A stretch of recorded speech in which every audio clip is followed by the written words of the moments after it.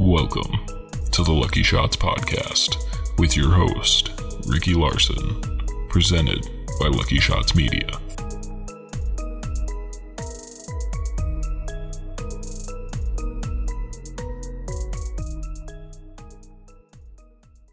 Hello and welcome to another week of the LuckyShots podcast. This week we have a very special guest, a very butthurt individual from last week. Gave him a big loss. He almost made a 30-point comeback though, so valiant effort. But we got my dad here, old Saul Larson. He is today's co-host for this very special Thanksgiving edition of the show. How you doing today, Dad? Oh, pretty good. You got lucky, though. That's all I have to say. I bet you were feeling real good about yourself for 90% of that game, that you're going to pull it off. I was hurt I didn't play the Broncos defense.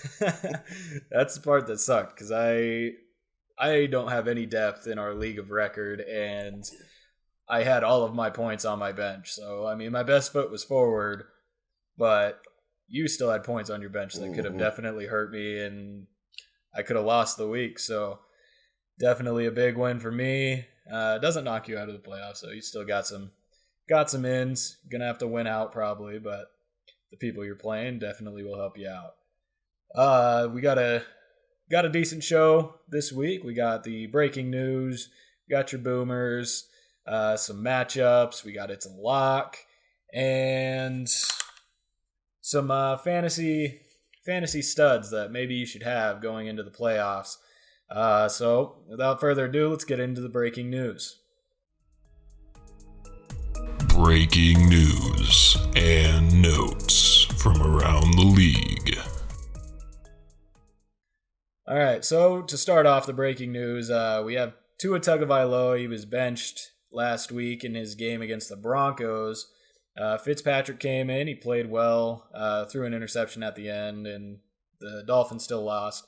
As a couple of Broncos fans, it's a little scary to see Fitzpatrick come in and start actually moving the Dolphins down the field, but it's not going to hurt Tua. Apparently, head coach came out and said he's going to start next week.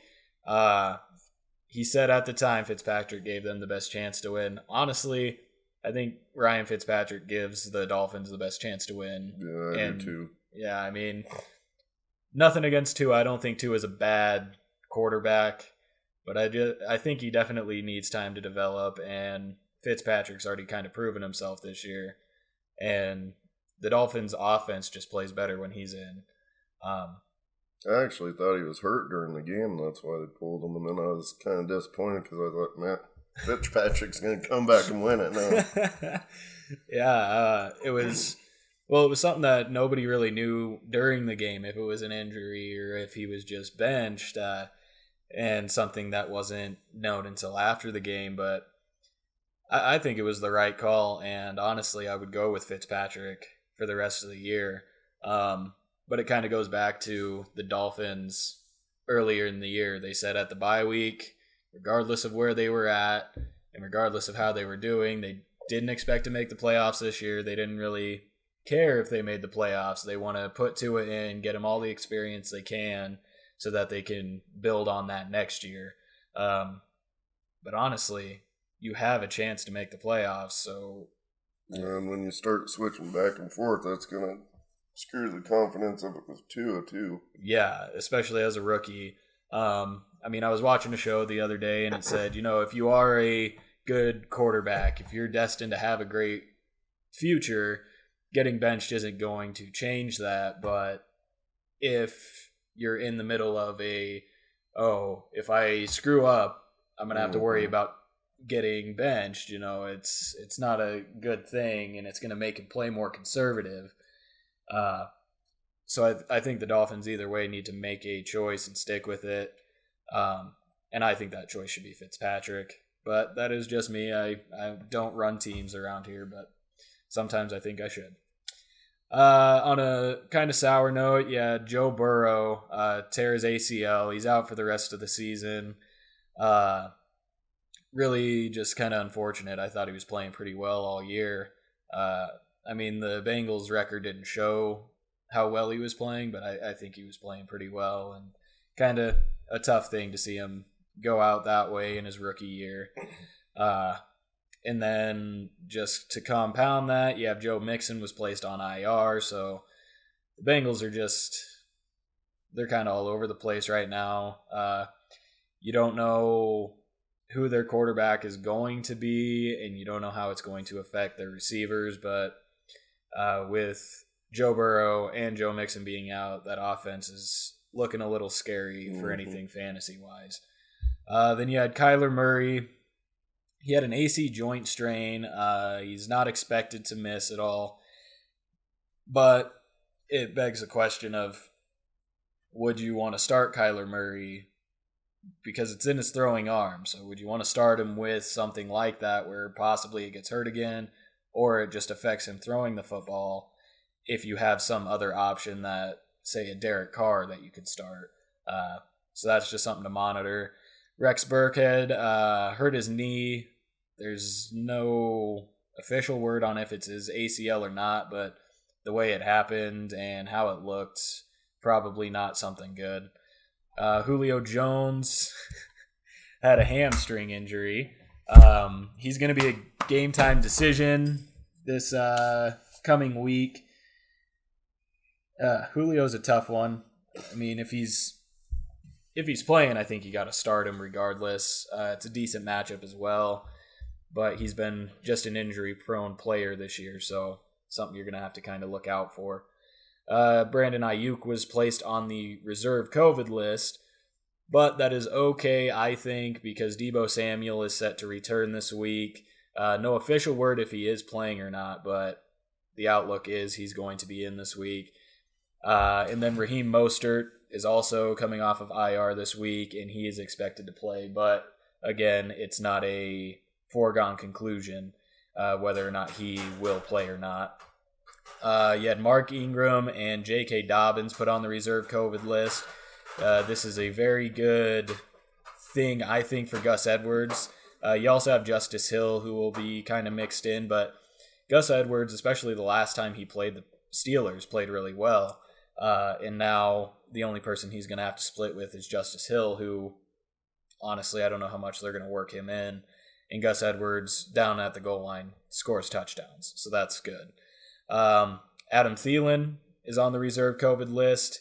There hasn't been news of a positive test or anything, or if he's just a high-risk contact type of person. But if he misses, Justin Jefferson is going to be an absolute smash play this week, I think. Jefferson is only behind Thielen by a couple of catches. He leads the team in receiving yards. So I think if Thielen doesn't play, Justin Jefferson's going to have an absolutely huge game. If Thielen plays, it's a little shaky on whether or not Justin Jefferson will be the guy. Taysom Hill is no longer tight end eligible in whatever leagues he was tight end eligible. Yeah, thank goodness, because you cheaters out there. Yeah, I've got a guy in my league of record and also in my secondary league who was lucky enough to pick up Taysom Hill and be able to plug him in as a tight end and have him score 26 points in the tight end position, which is a tough position, but he is just a quarterback now. Do you think Taysom Hill is still a player that you could start as a quarterback? It's hard to say. I mean, I like him better in his role he plays when Breeze is with him, but I mean, he's a good quarterback. He's got the running ability that Breeze don't have. Right. And I mean, he still is available for those gadget plays and is still a quarterback. And he honestly can still give you passing yards as a quarterback, rushing yards as a runner, and possibly even receiving points. I honestly think that he's a guy you could start over Ryan Tannehill, some other guys like that. I honestly think I would even play Taysom Hill over Lamar Jackson. Yeah. Lamar Jackson hasn't played well all season. But Taysom Hill, honestly, I think he's a decent start. I think at least 25 points from him every week, just based on rushing and passing, and if he gets into gadget plays where he also catches the ball. But no longer tight end eligible, just as a quarterback. Christian McCaffrey is considered week to week. I doubt he'll play this week.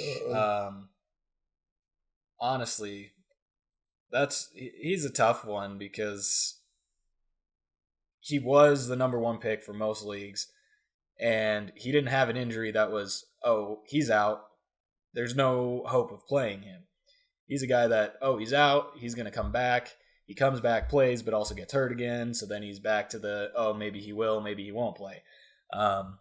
Obviously, just monitor whether or not he is playing, because if he is, you got to put him in. The Bears are evaluating Nick Foles and Mitchell Trubisky for Week 12. Fantasy-wise, you're not playing either one of them because they're not fantasy quarterbacks. But for somebody like Allen Robinson, it is going to be, and if it's neither one of them, then I wouldn't play Allen Robinson either.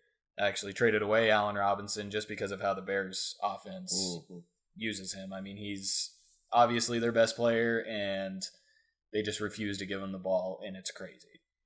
And then yesterday, no further news on it, but the Cowboys canceled all activities yesterday, and it was due to a non-COVID related medical emergency. So, very vague. Don't know what the hell's going on, but that's what happened yesterday. And they play on Thursday, so that's just an interesting thing to me.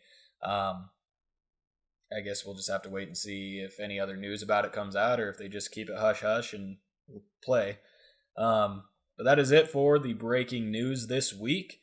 Let's move on to your fantasy boomers. Boom, boom. Players of the week, baby. All right, so at the quarterback position, number one was Deshaun Watson with 31.36 fantasy points.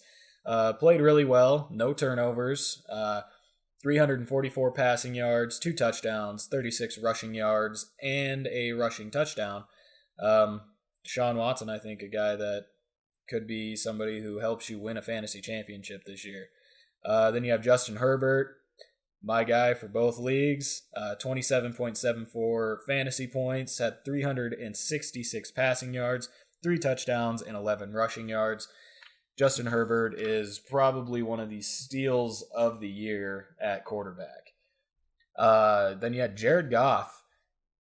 Actually played really well. I mean, still had 2 interceptions, but regardless was still the number 3 quarterback on the week. Had 23.04 fantasy points with 376 passing yards and 3 touchdowns. Then you had Kirk Cousins with 22.96 fantasy points, had over 300 passing yards, 3 touchdowns, 4 rushing yards, and had a fumble. As per customary with Kirk Cousins, he's going to turn the ball over at least once a game. Then you had Ryan Tannehill in the 5th spot with 21.86 fantasy points.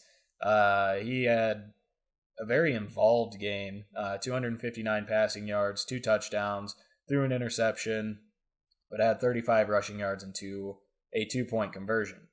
Then you had Aaron Rodgers at 6, Derek Carr at 7, Patrick Mahomes at 8, Phillip Rivers actually in the top 10 again at number 9, and Kyler Murray rounding out that top 10. My homeboy let me down this week. And it's kind of sad when it's a letdown week when your quarterback's in the top 10. 21 fantasy points, but I had a feeling because the Raiders just play the Chiefs really well every single time they play them. Number. Yeah. But the Chiefs still pulled it off. So as a team, and as Patrick Mahomes for just a NFL quarterback, came through in the clutch and won them the game. So moving on to running backs. Let's see.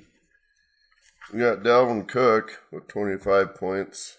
Had 115 rushing yards, a TD, 5 receptions for 45 yards, and a fumble. Clyde Edwards-Helaire, he had 27 points, or 20.7 points,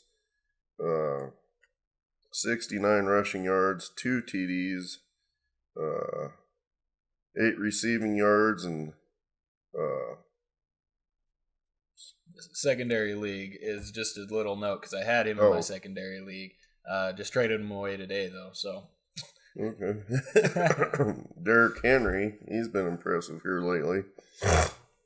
He had 20.2 yards, or points, 113 rushing yards, a TD, 1 receiving yard. Ezekiel Elliott, 19.4 points. He had 103 rush yards, 2 receptions, 11 receiving yards, and a TD. J.K. Dobbins, 18.5 points, which, I don't know. Their running backs as a whole hasn't done much this year. Right, and I mean, with him, J.K. Dobbins and Mark Ingram being out. But Dobbins had 18.5 points, 70 rushing yards, TD, 2 receptions for 15 yards, and a 2-point conversion. Melvin Gordon had 18.4 points. Carlos Hyde, he had 17.5 points. Nathaniel Gibson had 17.4 points. Another guy I have in one of my leagues, and I love it. And Kenyon Drake had 16 points, and Mike Davis had 15.9 points. So, with Mike Davis, is he a guy you think... Who the hell's Mike Davis? He's the backup for Christian McCaffrey. Oh, yeah, I know him. He's... the way they use a running back, I'd have him. Right, I think he had a couple of slower weeks right before McCaffrey came back. Obviously didn't do anything when McCaffrey was in. But he's still a guy, especially with how running backs are. I think you got to play him every week. And if he's available at all, you're the Christian McCaffrey owner, definitely a guy you should have. I think he was steady 20 points or so when McCaffrey was gone. Yeah. So he's a guy that at least could get you into the playoffs if he plays well for your running back position. Moving on to the wide receivers, Keenan Allen, who I just made a trade for this morning, stacked him with Justin Herbert. Absolutely stoked about it, but he is an absolute stud. Had 34.5 fantasy points, 16 catches, which was a Chargers team record for catches in a game, 145 receiving yards, a touchdown, and a fumble.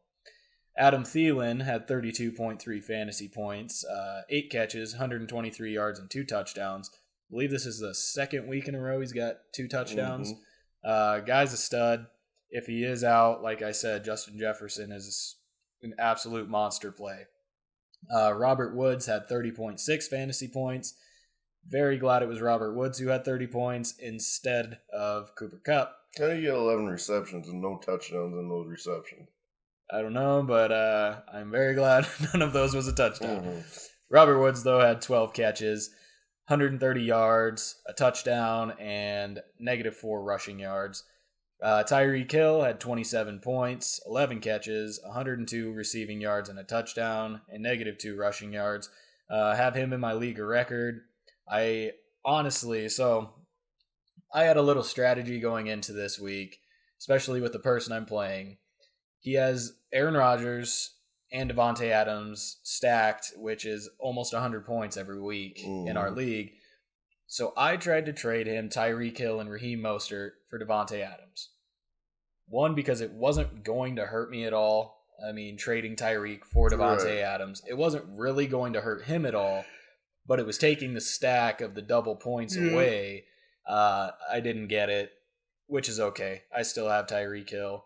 So, just something I was trying to do to help the league out a little bit. Yeah, Damiere Byrd had 26.3 fantasy points, 6 catches, 132 rushing yards, and a touchdown, and also had 11 receiving yards for the New England Patriots. He had Cooper Kupp at number 6 with 25.5 fantasy points, Devontae Adams back in the top 10 at number 7 with 23.6 fantasy points, Deontay Johnson with 23.1 fantasy points, who I also have in my league of record. He's a guy that as good as he is, I still don't trust putting him in my lineup every week just because I'm afraid he's going to get hurt with how the beginning of the season went. At number 9, you had DJ Moore with 21.8 fantasy points. And rounding out the top 10, you had Tyler Lockett with 21.7 fantasy points. And let's move on to the tight ends. All right.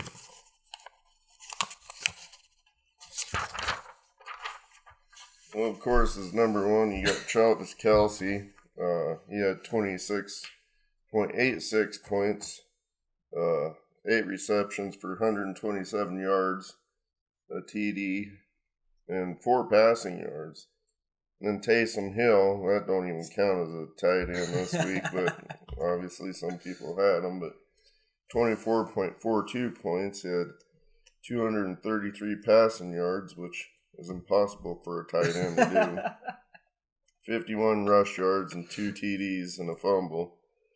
Darren Waller, he's one of my guys, and in my opinion, he's the top 3 tight ends in the league, even if Kettle was playing. Oh, yeah, for sure.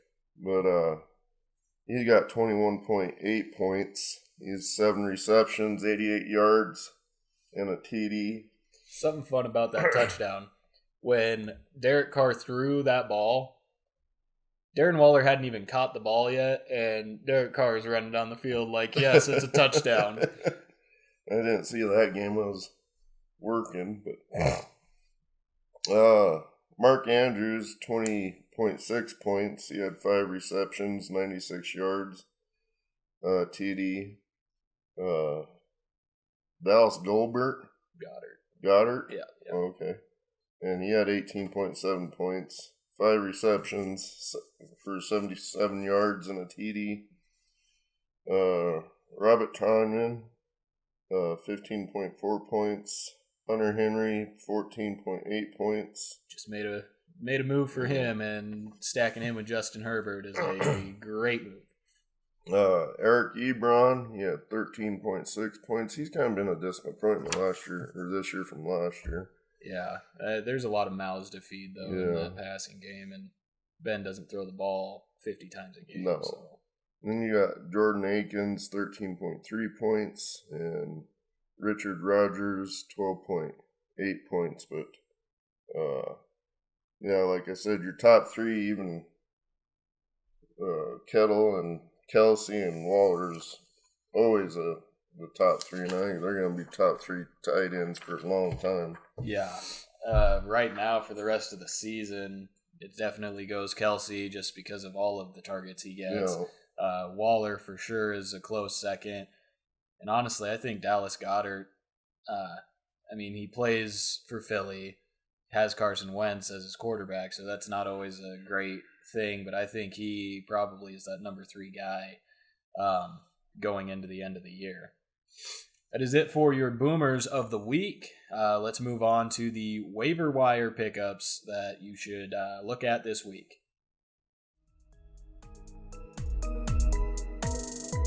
Show me the money. All right, so at quarterback, a guy that just from the way he's been playing towards the end of the year, and based on matchups he has for the rest of the season, is Derek Carr. He's only 48.7% owned, and to finish out the season, he has 2 golden matchups. He's got Atlanta and the New York Jets. So those are 2 games where if you plug him in, honestly, I think he could score you around 30 points, which would be huge, and something that if you have a quarterback that doesn't have a great matchup or is, say, up and down for the whole season, I think Derek Carr is a guy you can plug in for these next 2 weeks. To go into the fantasy playoffs, he plays the Colts to start those playoffs, which is kind of a bad matchup. The Colts are really good defense. But then he has the Chargers, who honestly every week they play, it's just a shootout. So I think Derek Carr in that matchup could score quite a few points.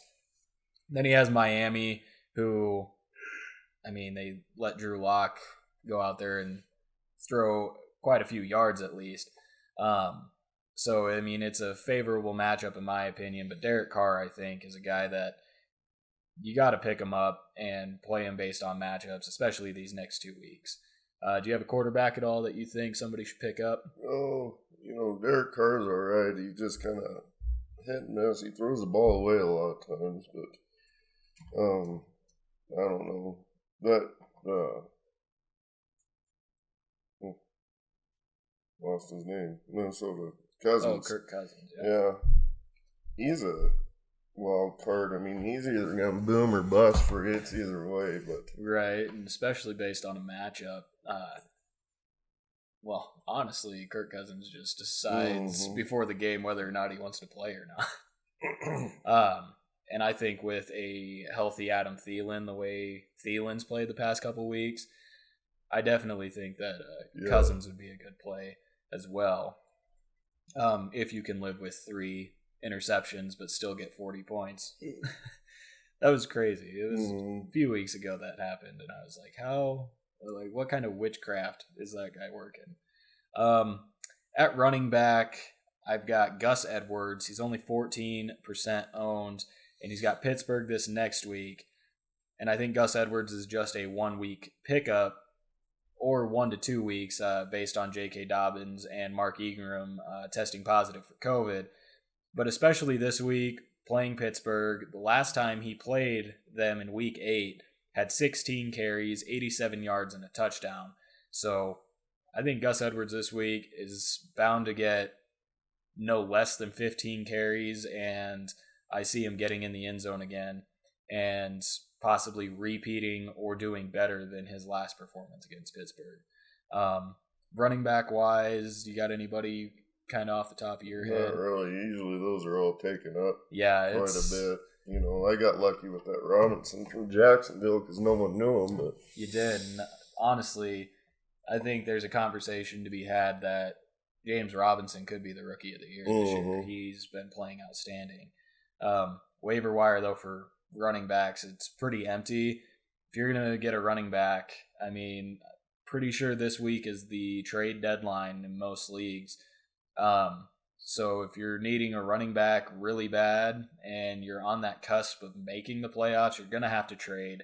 Going to have to give away some pieces that, are valuable enough. I got that Matistic a couple weeks ago, and he's been a steady double-digit point for Washington. So, I mean, if he's out there, he won't be a bad choice. For sure, because I believe I looked last night, and he's about 90% owned. So I think people have jumped on that wagon, but he's not necessarily a guy that's going to get you points on the ground, but he gets targeted so many times in the passing game that it makes up for it. Kind of reminds me a little bit of Alvin Kamara. That's where he gets all his points, is his receiving yards. Yeah, and that's why Kamara didn't have a great game last week. He didn't have a single reception. At the wide receiver position, Michael Pittman Jr. for the Indianapolis Colts. He's a rookie, only 41.9% owned, and he's been hurt most of the year. The Colts did a good job of taking their time, getting him healthy enough to come back in, and he had a great game last week. In the next 2 matchups he has to finish the season are Tennessee and Houston, both really good matchups for wide receivers.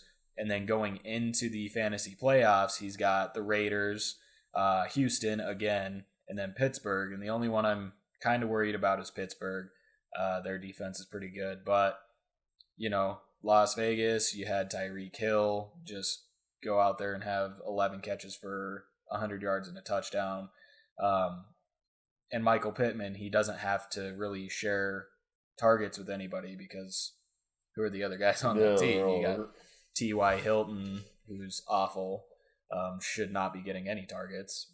And he was a big disappointment last year. He got a lot of points at T.Y. Hilton. Yeah. I don't know if he's just lost a step or if it's something to do with a connection with Phillip Rivers. That's the thing. You get your quarterbacks, they like certain targets. I mean, just like you were saying with Kamara just a second ago, if Taysom Hill's more of a downfield looker and don't want to pick up that your quarterback's got a lot to do where the ball goes, too. Right, and with Kamara, I mean, if you look at it, Drew Brees isn't mobile. So when he gets in trouble, his first look is going to be check it down to Alvin Kamara. When Taysom Hill gets in trouble, he's got legs. He can just run and not have to check it down. And I think that's where it's going to hurt Kamara a bit. So Kamara is a guy. Maybe look at if you got something else that is a little more enticing. Maybe plug him in instead. Any other wide receivers you think? No, not. The Detroit receivers, I kind of got Jones. I kind of been off and on him for a little bit, but he's kind of like my last resort because, again, they're pretty much all taken and picked through too, Yeah. Another guy, I don't have him on my list, but coming off of IR is Deebo Samuel. I mean, you look at Brandon Ayuk when there was no other wide receiver options for the Niners, went out there and had a 25-point game. Well, now Ayuk is on the COVID list. You have Kendrick Bourne, who, even healthy, hasn't been a big target. And Deebo Samuel, before he got hurt, was their number one target. He's definitely a guy that I think you should pick up. And if he plays this week, it's definitely an easy plug-in, regardless of who else you have. At tight end, Jordan Reed. He's only 21% owned. He is the replacement for George Kittle. And honestly, tight end is just a garbage pit. And there's also not a lot to pick up in that area, especially this late in the season. You don't have the top 3 or 4 tight ends, you ain't getting points. Yeah, I mean, it's just a shot in the dark, hope they get a touchdown type of thing. And Jordan Reed, honestly, I just like the situation because he is taking place of George Kittle. So, I mean, obviously he's not going to get it targeted as much as George Kittle did, but down in the red zone, he's a big body, gives you that touchdown opportunity to at least get some points out of a tight end. And he's got some decent matchups.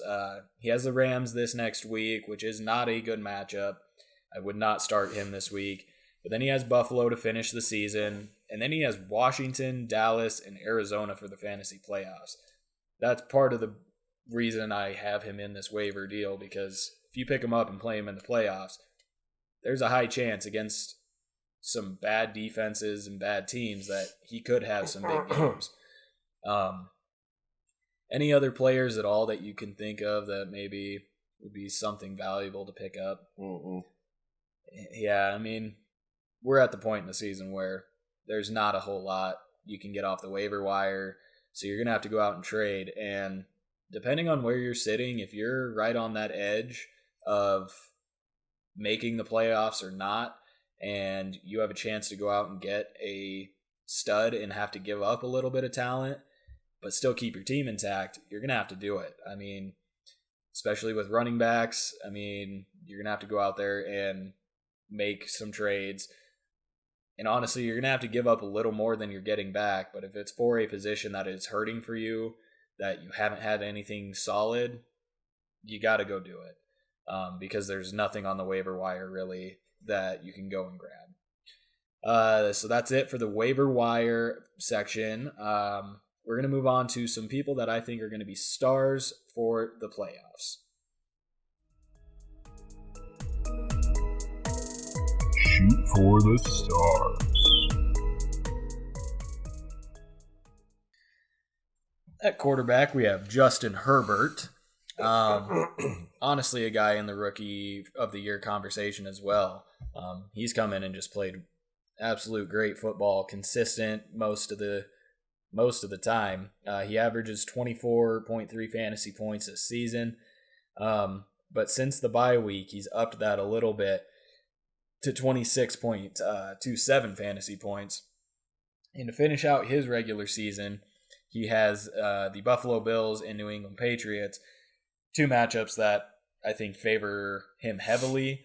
And then into the fantasy playoffs, he has Atlanta, who has an atrocious passing defense. The Raiders, who they're decent, but seems like they only play really well against the Chiefs. So I don't think that's a scary matchup. And then Denver, for your fantasy championship, which who knows what you're going to get with the Denver defense. The Raiders and Denver, when it's a conference game like that, you can kind of throw all the stats out the window. I mean, look at Raiders with the Chiefs' high-powered passing offense, and, Raiders kind of keep with them. Right. Denver's kind of the same way when it's divisional games. They kind of up their game a little bit. The rest of the time, they kind of don't do good. But the Raiders and the Denver game could be tough for that Herbert. Yeah. I mean, my biggest reason with Herbert is just the fact that he's been consistent regardless of who he's played. And at a quarterback position going into the fantasy playoffs, I would rather have somebody who's consistent, and this is where I was. So I did not have Justin Herbert before last week. I had Josh Allen. Josh Allen obviously has the higher potential of, a 50-point game or something of that nature, but I would rather take a consistent 25 from Justin Herbert over a possible 50 from a guy like Josh Allen. Herbert's just consistent, and I think going through the playoffs, you're not going to have any, oh gosh, he only had 10 points type of game. Well, you got to look at the style of offense. Herbert's style of offense is a lot more passing, too. So yeah, and that connection with Keenan Allen. I mean, Keenan Allen could end up with 200 targets this year. I mean, it's incredible. Well, he looks like he's 12 years old. He doesn't look like he even graduated high school yet. Especially with that new haircut. Oh, man. You get the award for worst decision in the league with cutting your hair last week. You want to grab this next one? Well, Ben Roethlisberger. He's kind of been different this year. I mean, he's not the throw it down the field quarterback he has been in past seasons, of course. He's got a lot of help around him to have other options, but he's averaging about 19.1 points a season. Past 3 weeks, he's averaged 23.7. And to finish the regular season, he has Baltimore and Washington. And then for the playoffs, he has Buffalo, Cincinnati, which Cincinnati's they lost all hope and their quarterback got hurt. Right. And Indianapolis. Indianapolis kind of been I don't know what kind of team they are. I mean, they're just... against quarterbacks, they are not bad at all. No. And I was looking back at their, who they've played. What quarterbacks have they played to be so good against quarterbacks? And they haven't played a bunch of stud quarterbacks. Mm-hmm. They've played people like Carson Wentz, Kirk Cousins, teams like that. So, honestly, I don't know. I think like Washington, their defense ain't too bad. Anything in the NFC East, their defense ain't bad. It's their offense that kills them. So you want to start almost any defense that plays an offense from the NFC right. East. But their defense have been keeping them in the games. You look at the Washington defense. I think they're in the top couple in passing defense. Yeah. You take. I know Giants ain't on their schedule, but I'm just talking about East, and they're pretty good in defense. But Washington against Roethlisberger might not be too bad of a matchup. Like I said, he's not throwing the ball as much as he used to either. Right, but he does have a lot of touchdown threats. Claypool is always a 30-plus yard touchdown threat just because the guy is huge and can get open really easily. And then, you have Deontay Johnson and Juju Smith-Schuster, who's actually starting to become a wide receiver this year. Ben is a guy that I don't think he's going to absolutely blow the roof off any fantasy game. But he's consistent. Yeah, he's going to be to the 20 to 25 point range, which, again, to me is better than, say, having Lamar Jackson and getting a 10-point week out of nowhere. Moving on to the running backs, One big guy I like is Josh Jacobs. I hate him. No, he's a good running back, but he's Raiders, so I hate him. He's a fantastic fantasy option. He has a touchdown in each of the last 3 games and had 2 touchdowns in one of those games. Finally starting to get into the end zone. And these next 2 weeks are beautiful matchups. He's got the Falcons and the Jets. And then going into the fantasy playoffs, his worst matchup is going to be Indy for sure. But then has the Chargers and Miami. And, if they consistently are doing what they've been doing the past few weeks with Josh Jacobs, I think he's going to continue to at least score a touchdown and at least get, 15 to 20 carries a game, which is obviously always very solid for a running back. He runs hard, too. He runs that ball hard. Yeah, he doesn't go down on first contact. He's always fighting for extra yards, and definitely a solid running back to keep in mind for the fantasy playoffs. I like how physical he is. He's a dang good running back. Yeah. Okay, and then you got Aaron Jones. He's always been pretty consistent. He averaged 19.9 points per game. Missed 2 games. But he has Chicago and Philadelphia to finish the regular season, which I don't know about those two. I mean, you got Chicago's defense ain't as bad as he's been. I mean, good as they've been. Yeah. You know what I mean? Yeah. Last year they were terrors, but this year they kind of, I don't know. But still been all right. I mean, that's a tough matchup. I'm kind of scared about Chicago. I do have Aaron Jones in one of my leagues. I'm scared about that matchup. But Philly, I'm very comfortable with. Yeah. And then to end the season in the playoffs, he has Detroit, Carolina, Tennessee, which Detroit, I think they're one of the highest people they've gave points to running backs, I think. Carolina, they're off and on, it seems like. And Tennessee, they're kind of off and on their defense, too. It's very weird from what it's been in the years past. Yeah, I mean, as an Aaron Jones owner, I actually really like the 3 playoff matchups he has. The only thing that I am worried about with Aaron Jones is the Packers' usage of him. Yeah. The Packers, it doesn't make any sense to me because the Packers will draw up certain plays for Jamal Williams. They'll throw A.J. Dillon in there. They'll throw Tyler Ervin, who's now hurt, but they would just throw him in randomly. Like, Aaron Jones is obviously your starting guy, but you're drawing up plays for other running backs. And, I mean, just like, I don't know if it was last week or the week before, but the Packers kept running this play where they would motion out Aaron Jones, do like some kind of option read, but just give the ball to Jamal Williams.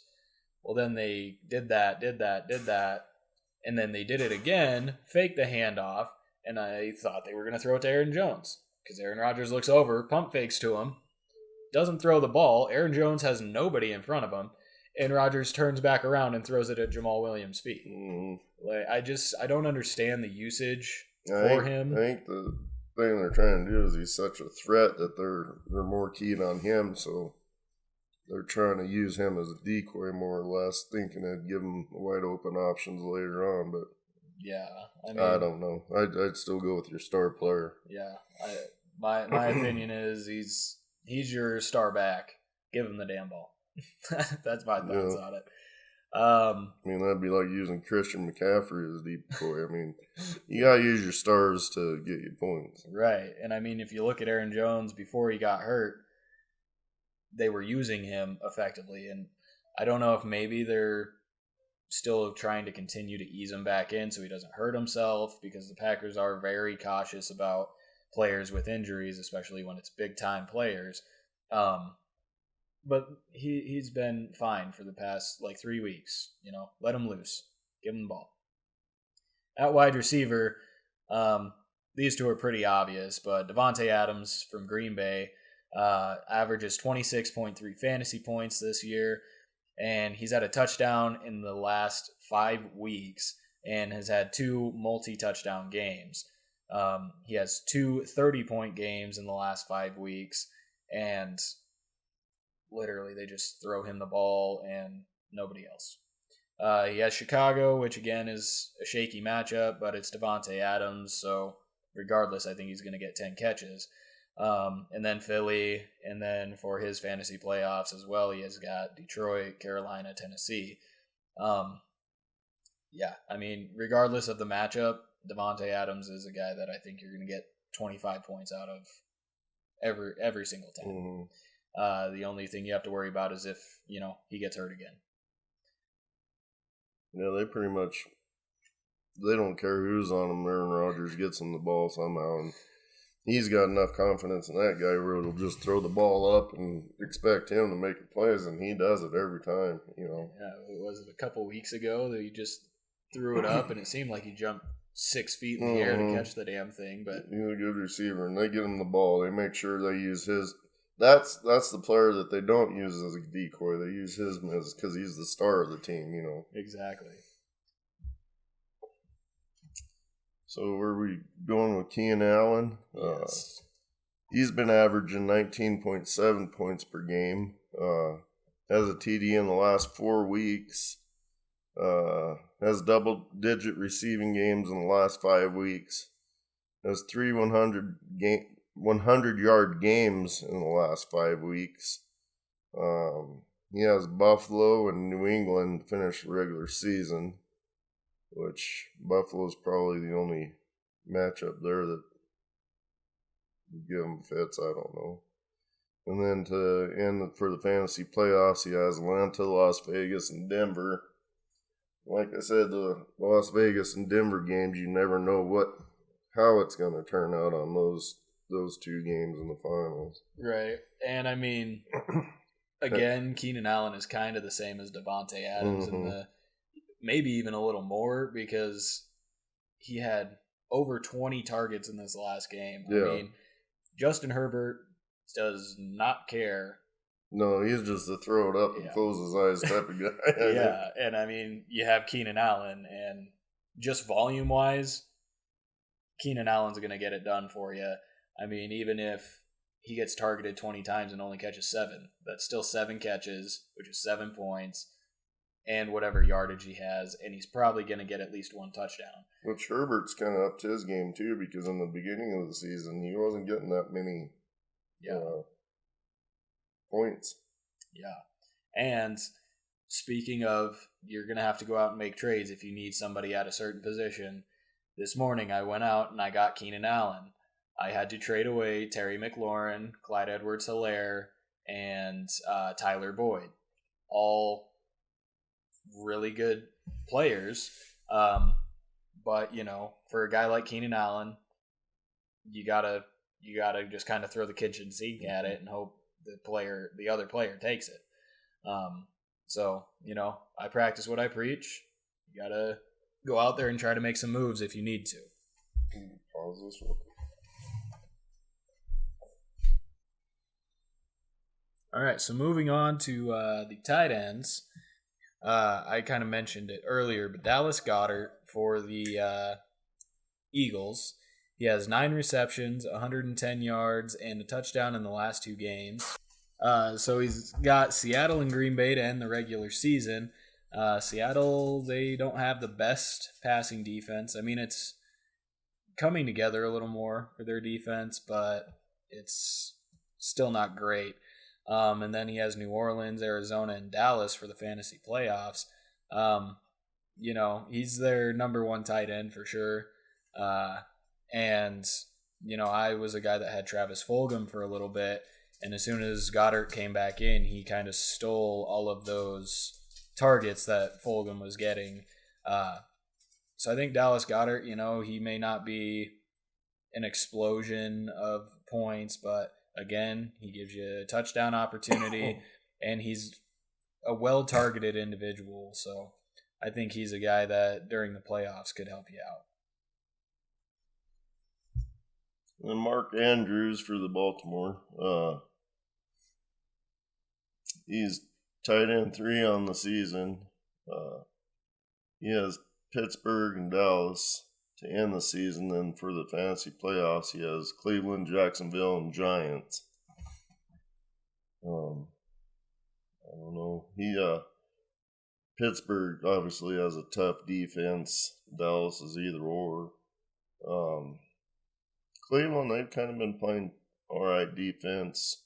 Giants, for their record, like I said, with their offense not being very good, their defense has been holding up with the best of them. Yeah, I mean, and Mark Andrews is kind of a hard one. I was trying to go not so obvious, Darren Waller and Travis Kelce. And Mark Andrews, like I said, he's the tight end 3 on the year. The only problem is the Baltimore offense is just Yeah. They're not anything great or special. But even their running backs haven't been impressive this year. Right. And I mean, Mark Andrews, I feel like he's probably the main target if they are throwing the ball well. And the matchups kind of play in his favor. So I think he's a guy that, at least maybe 5 points, 5 to 10, depending on what he can get. He had a really good week this past week, so. Like you said, it's kind of hard to scrape up points for tight ends. Yeah. Unless you get the top 3. Yeah. So, I mean, even though Gronk hasn't even been that impressive this year at all. Right. Another guy that might be interesting to look at is Noah Fant. He does get some points. Yeah, I mean, it depends on whether or not Drew Lock wants to throw it to a Bronco or to the defense. Mm-hmm. But, honestly, if you look at the Broncos receivers, Tim Patrick, he's coming in to be a pretty decent wide receiver. Noah Fant, if he's healthy, he's Every a top time 5 he gets tight hit, end. though, he seems like he gets hurt, though. Yeah, so it's on the sideline crying or something. He's one you gotta, play with caution. But he does get his targets. Yeah, he's somebody that is, a decent option to look at if he's available. So that's it for your fantasy playoff hopefuls, stars. Let's move on to starts of the week. Start your engines.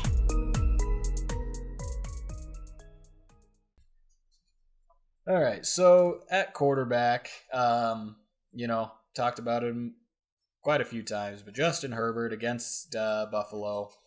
Herbert's had at least 3 touchdowns in 4 of his last 5 games. The other one was 2, so still scoring touchdowns. And he's only had 1 interception since the bye, which is great because if you have a quarterback that he's never getting negative points in any aspect, then it's all profit for you. And Buffalo is allowing 23 fantasy points per game to quarterbacks and have allowed 5 games this season of 25 plus points. And that makes them only 28th to fantasy quarterbacks. I feel like this game with the Chargers and the Bills is going to be a shootout because neither one of their defenses is all that great. Buffalo's got a pretty decent defense. But again, Herbert is going to be throwing the ball a lot. He's going to be throwing to Keenan Allen. I just think it's a good matchup this week, and they're going to have to score points because the Buffalo offense also scores points. You have a quarterback in mind for this week that you think's got a pretty good matchup? Oh, all your top quarterbacks have good. Doesn't matter if they have good matchups or not. Your top quarterbacks are gonna get their points regardless. Right. So, we're doing some starts.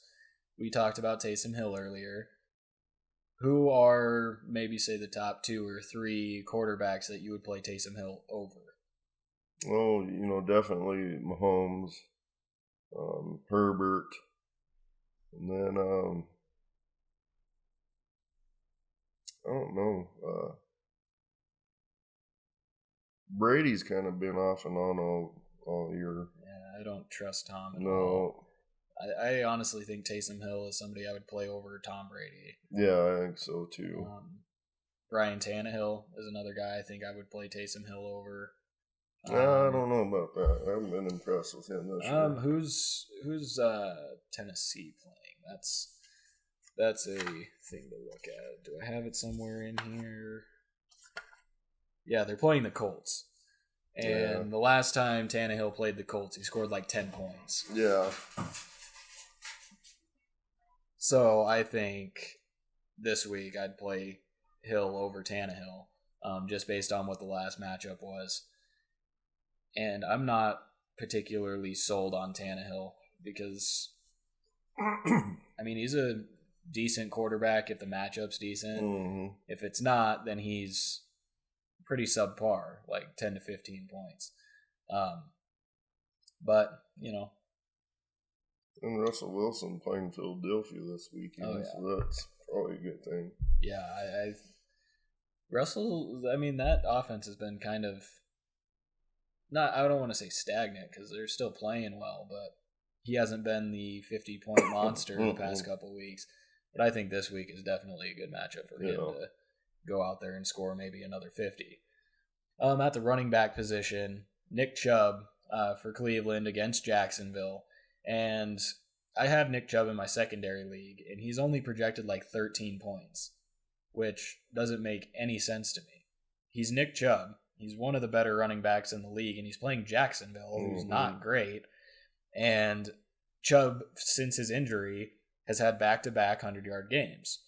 Jacksonville's only 28th to fantasy running backs, and they allow 19.4 fantasy points per game. I guess the only thing that you could think of is, well, he's got to split with Kareem Hunt, so maybe that cuts into his production. Right. But we've seen throughout the year, when Kareem Hunt and Nick Chubb are both playing, they both are really good running backs. Yeah. So, I mean, Jacksonville also has given up 30-plus points to running backs in 3 weeks this season. I think Nick Chubb is bound to have a huge game. I think it's probably going to be another 100-yard game, and he's going to score a touchdown this week, I'm pretty sure. I mean, that'll be a good game because on the other side of the ball, you got Jacksonville, that Robinson for them, so it's going to be a running back feast, I think, in that game. I think both sides, running back-wise, are going to be what win or lose either team the game. Because on Jacksonville's side, you only have Jake Luton as the quarterback, and he's not proven to be all that great himself. So, yeah, James Robinson's another one that, honestly, I would have started James Robinson every week. He's, like we talked about earlier, he's a running back that could be Rookie of the Year, in my opinion. We have a couple of wide receivers. The first one is Terry McLaurin for Washington against Dallas. Dallas is second to last against fantasy wide receivers, and McLaurin, the last time he played Dallas, had 7 catches, 90 yards, and a touchdown, which was 22 fantasy points on the week. He's had 8 games of 5 receptions or more this season and has had 300-yard games. And Dallas gives up 30.6 fantasy points to wide receivers. Again, there's not a lot of other receivers for everything to go around to. I mean, you saw last game you had like Sims Jr. score a touchdown, I think. But again, McLaurin is that number one guy, and he has consistently gotten those number one targets. And the next one is, again, fully dependent on if Adam Thielen is playing or not. But it's Justin Jefferson against Carolina. The matchup isn't fantastic. Carolina's 8th to fantasy wide receivers, but again, Adam Thielen could miss this game. And Justin Jefferson leads the team in receiving yards. Thielen is first in receptions and touchdowns. And the only other player that's closest to Jefferson in any category is Kyle Rudolph, who has like 20 receptions, a couple 100 yards, and a few touchdowns. So if Thielen's out, I just think it's an absolutely monstrous game for Justin Jefferson. I could see maybe even double-digit receptions, at least 100 yards, and at least a touchdown. Yeah, probably. And just a little side note, Kirk Cousins throws the ball about 27 times per game. Yeah.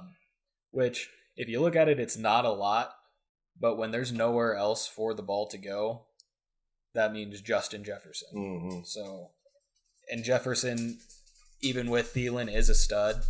But with Thielen out, that's more balls coming his way. Yeah.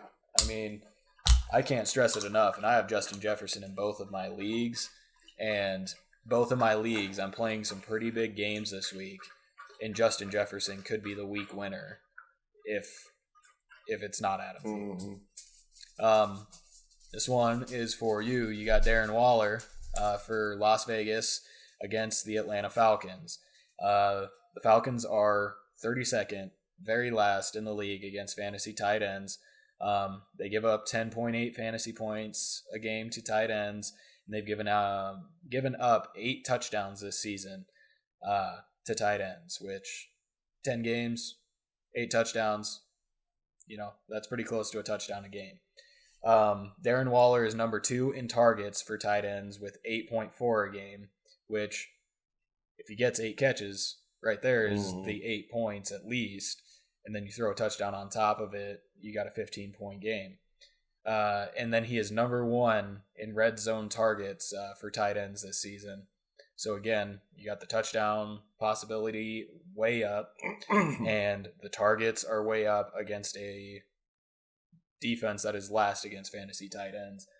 I think there's no way Darren Waller scores less than 15 this week. No, and they use him more like a wide receiver than a tight end in a lot of games. I mean, they like throwing to him.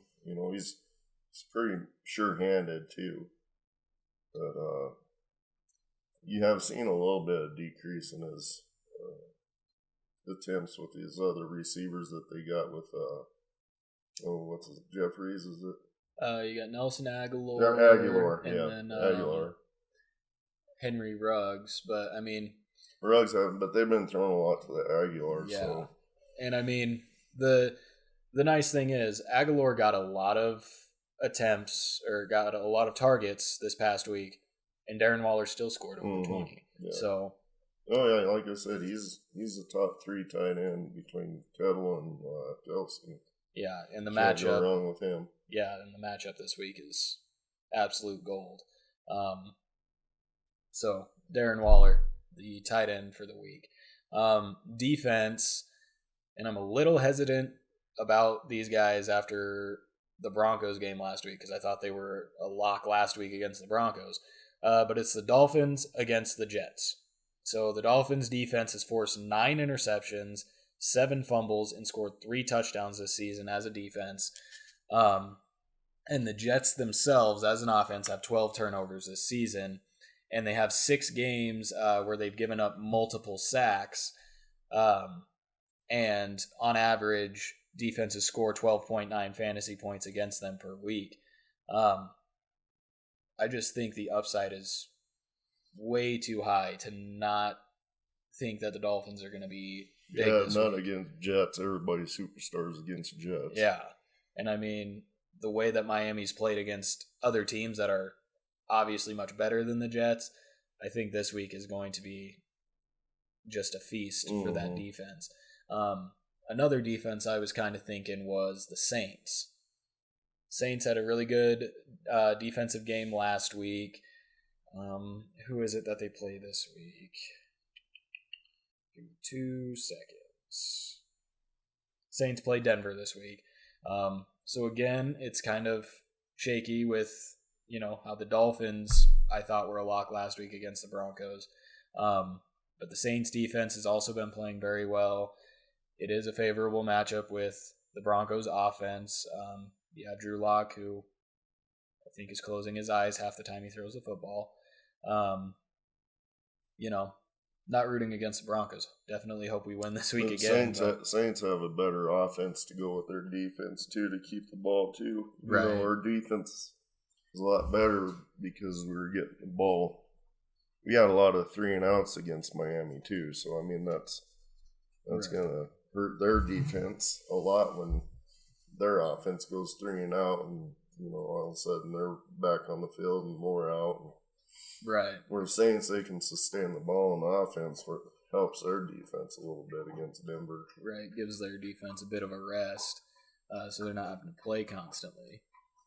So that is your starts of the week. We'll move on to our sits of the week. Get on the bench.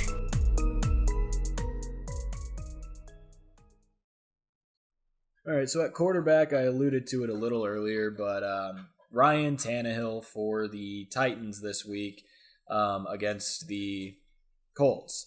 The Colts are third in the league to fantasy quarterbacks, and the last time Tannehill played the Colts, he only had 156 passing yards and a touchdown for 10.78 fantasy points in Week 10. Indy normally only gives up about 15.8 fantasy points per game to quarterbacks, and Tannehill has had less than 20 points in 4 of the last 5 games. I just think he's somebody that's kind of declining a little bit fantasy point-wise, and in a week against the Colts, who he's already shown he only got 10 points out of them the first time. I think he's a guy that you should look for somebody different, at least this week. Well, they're beginning to be a run-heavy offense, too, with Henry, which they should be. But yeah, it's starting to get to that cold weather. Derrick Henry is the Yeti. That is his nickname, and I think they're going to start feeding him a lot more, especially in these if there's colder games. It's not ideal for passing, and you've got a 250-pound monster as a running back, so I think he's the guy to give it to. At running back, you got Ezekiel Elliott against Dallas, or for Dallas against Washington, excuse me. Washington is 5th to fantasy running backs, and in their previous game in Week 7, Zeke only had 51 total yards and 1 catch for 6.1 fantasy points. Washington gives up an average of 15.8 fantasy points to running backs, which I guess kind of could give you some hope that, maybe Zeke will get 15.8 points. But the Cowboys also involve Tony Pollard, who honestly, this season, I mean, you only get him in small sample sizes, but he looks more explosive than Zeke. Yeah, he does. And Zeke only has one 100-yard game, and that was last week. And he's only scored 1 touchdown since Week 6. Just all of the signs are pointing away from Zeke Elliott, and especially against Washington, who has a really good running defense. I think you try to steer away from him this week. For wide receiver, Allen Robinson for Chicago against the Packers. Robinson has less than 100 receiving yards in a game in all weeks but 2.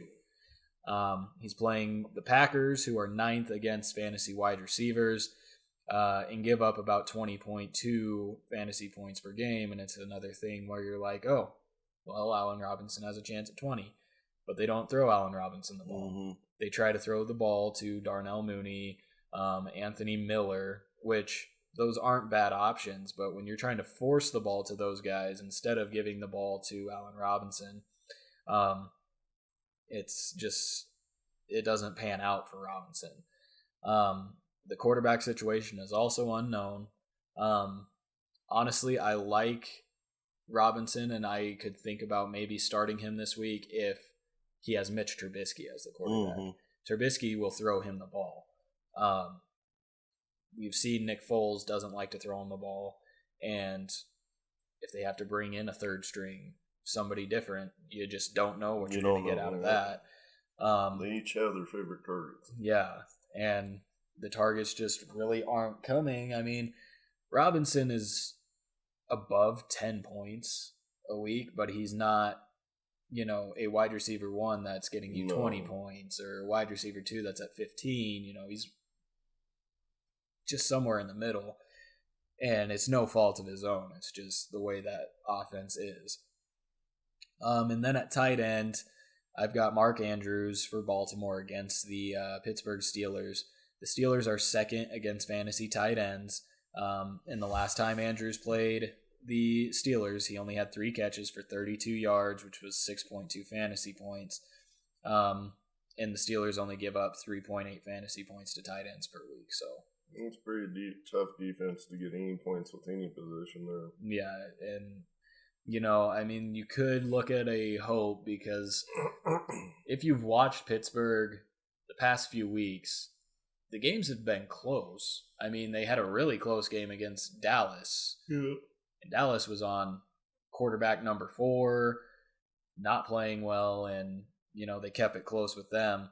But Pittsburgh always finds a way to win, and it normally comes from the defense. That's going to be a rival game, too, so they're going to up their game even more. Yeah, and a really good Pittsburgh defense against a Baltimore offense that can't throw the ball.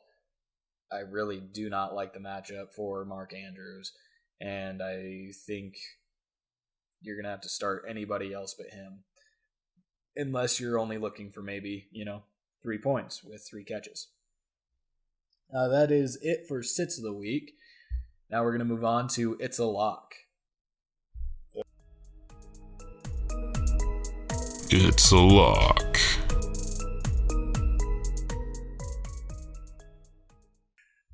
All right, so my It's a Lock for this week. I'm going to the well with the Chargers passing offense. Keenan Allen against the Buffalo Bills. Allen's coming off of a franchise record-setting game with 16 receptions. Buffalo is 11th to fantasy wide receivers and gives up about 20.6 fantasy points per game to that position. But again, Keenan Allen is going to get 15 to 20 targets. Who knows how many catches he'll make out of that. A touchdown is probably coming, and at least 100 yards. And Buffalo, again, doesn't have the best defense for shutting down wide receivers. So, I just like Keenan Allen for the sheer volume he gets. And this week against Buffalo, I think, is a lock for him. Do you got a player you think this week that is a lock? Vontae Adams. But, as far as lock, you can't go wrong with like Dalvin Cook, and he's constantly getting the ball for the Minnesota Vikings, and he's a runner and a catcher too. So can't go wrong with him. Right, and especially I've been boasting on Justin Jefferson if Adam Thielen's out. Mm-hmm. But I think it's just as much for Dalvin Cook if Thielen is out, because, he'll be that probably second target. And they'll obviously have to lean on the run game a little more with not as many passing options. Mm-hmm. So I do like Dalvin Cook as a lock this week as well. That is it for It's a Lock. Now we're going to move on to Buy or Sell. Are you in or are you out? Buy or sell? All right, so I have already figured out that I am just not good at buy or sell. I went 0 for 3 the week before. Pretty sure. Okay, I went 1 for 2 this week. Or 1 for 3 this week. But Matt Ryan will have 300 passing yards against New Orleans. I bought it. He only had 232 passing yards. Lamar Jackson will have 21.5 fantasy points against Tennessee. I bought it. He only had 16.5. The one I did get was Derrick Henry will have 85 rushing yards versus the... I'm thinking of all the birds but the Ravens. Sorry. I bought that, and he had 133 rushing yards. So we're going to move off of buy or sell, and we're going to go higher or lower this week. We've got a quarterback, running back, and wide receiver. At quarterback, Kyler Murray will have 24.5 fantasy points against New England. I think he's going to be higher than 24 or lower than 24. Well, that's going to be the tough one out of the 3, because you don't know how much his injury is going to. he's healthy, I'd say higher. But, Right. if he comes out in the first quarter or second, obviously it's going to be lower. So, I don't know. He played through his injury and stuff like that last game. So, I haven't heard much on him this week, really. Yeah, I mean, all I've heard is he's got that AC joint, whatever it is, and he's going to play. I'm going to go lower just because, I mean, New England does have a decent defense. And a less than 100% Kyler Murray means he's probably going to run the ball less because you don't want him to bang up that shoulder. And it's going to mess with his throwing a little bit. So I think he's going to be lower than 24. Yeah, I'm going to go ahead and say lower. Like I said, if he is healthy, that'd be a definite same or higher. Right. Now we have Dalvin Cook will have 100 rushing yards versus Carolina.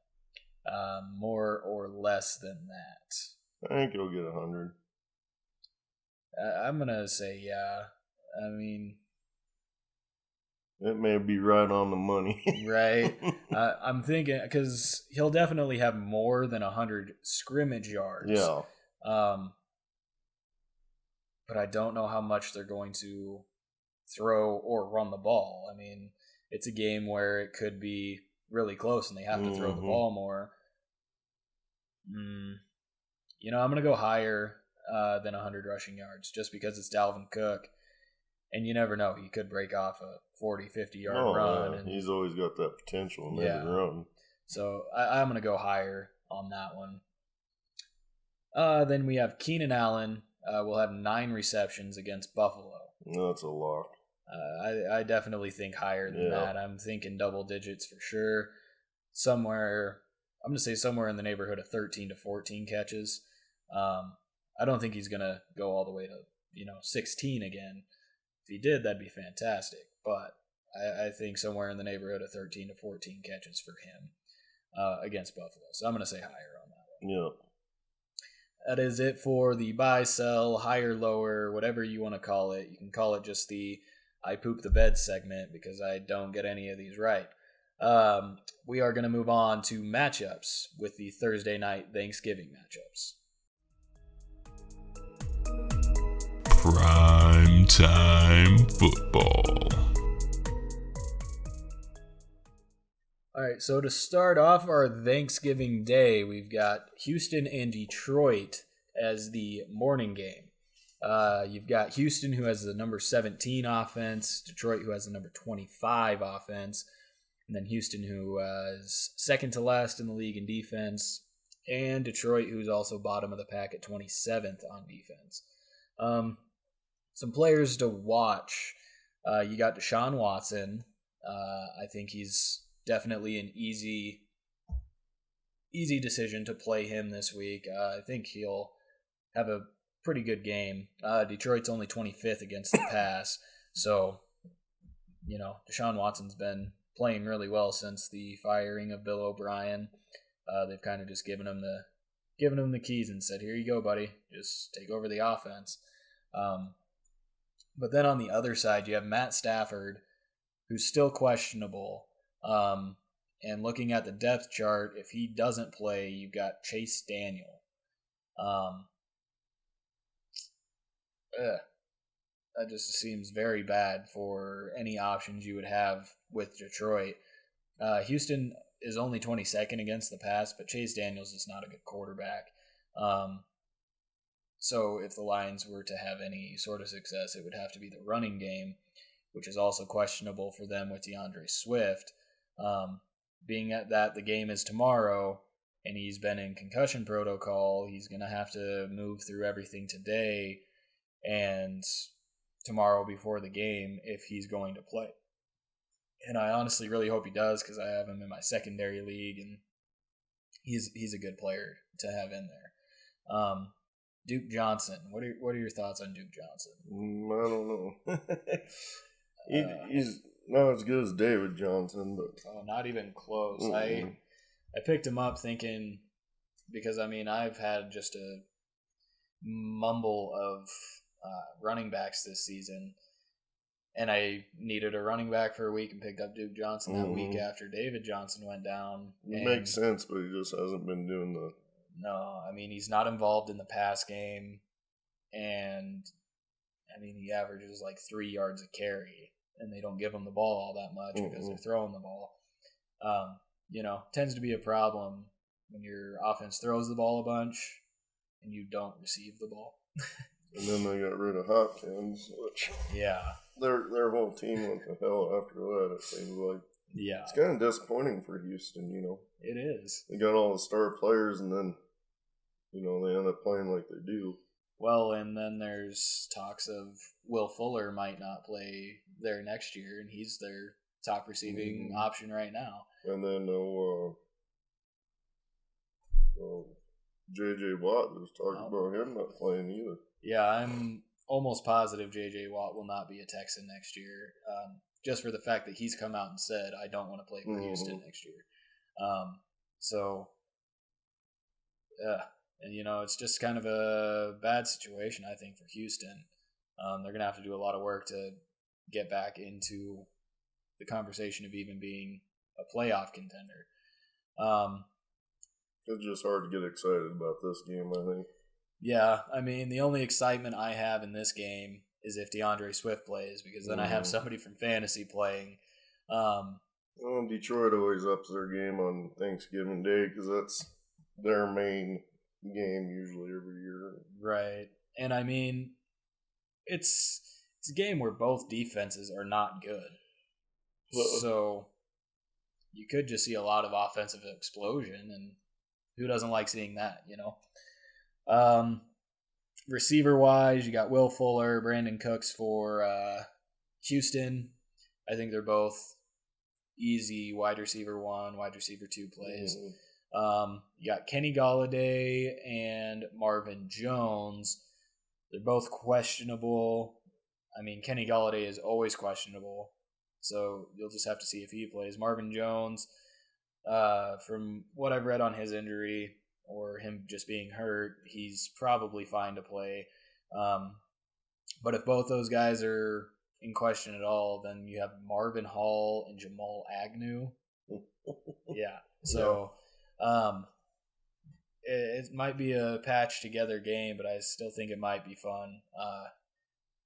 There's been plenty of times on Thursday night games I've looked at it and been like, oh, this is going to be garbage. And then it turns out to be a decent game. Thursday has that kind of magic. Tight end wise for Houston, you have Jordan Akins. I wouldn't plug him in, I don't think. And then TJ Hawkinson on the other side. May honestly turn into the number 1 receiver for Detroit if Golladay and Jones are in any sort of injury protocol. They haven't really used Hawkins as much as they were saying when they were going to draft him. Right? And I mean... Noah Fant actually got more usage than Hawkins, and Hawkins is a number 1 at Iowa. Yeah. And, I mean, Hawkinson, he's a good tight end. But like you said, the usage, if you're not getting the opportunities, you can't turn it into anything. If they got the opportunities, I think he'd be dang good, but they just don't utilize him, it seems like. And fantasy-wise, I mean, he's been a consistent 10 points every week, but he definitely could be somewhere in the neighborhood of 15 to 16 points. You get closer down to the goal line, he's a big body, he can get open, so I'd be tossing him the football. Yeah, so I mean, no huge excitement with this game. But, like I said, we've had some Thursday games where we're like, this kind of looks like shit, but they end up being good anyway. Could you pick a winner out of that? Boy, I don't know. Man, I haven't even done my picks this week. I got to do those tonight. Yeah. I don't know. Let's see, and then we don't know if Detroit's quarterback's going to play, huh? Let me see if I can find if there's an update today. Because as of yesterday, when I was putting this all together, there was no update. He was limited in practice yesterday, but yeah, other than that, they haven't really said anything about him. I don't know. This whole year, you just want to pick Houston because you know their potential, but they just don't do. I don't know. I think I'll go Detroit on this one. It's Thanksgiving. That's their game. Well, and I honestly, I choose Detroit on an if. If DeAndre Swift plays, I think Detroit wins. Especially also if Matt Stafford plays. Like if they have Matt Stafford and DeAndre Swift, I think they win this game. Without either or, I think Houston.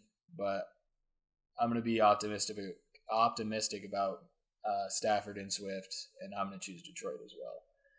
But it's always Thanksgiving, Detroit and Dallas. They seem like they step it up another level on Thanksgiving Day. And it doesn't matter how bad they've been. It just seems like they always step it up one on Thanksgiving. Wasn't last year Dallas and Minnesota the Thanksgiving game, one of them? Might have been. And that was an exciting game. Speaking of the Cowboys, they are the afternoon game against the Washington football team. Also, have I been calling them the Redskins throughout this deal? If I have, excuse me, I'm very sorry. Don't mean to offend anybody. But the football team playing the Cowboys.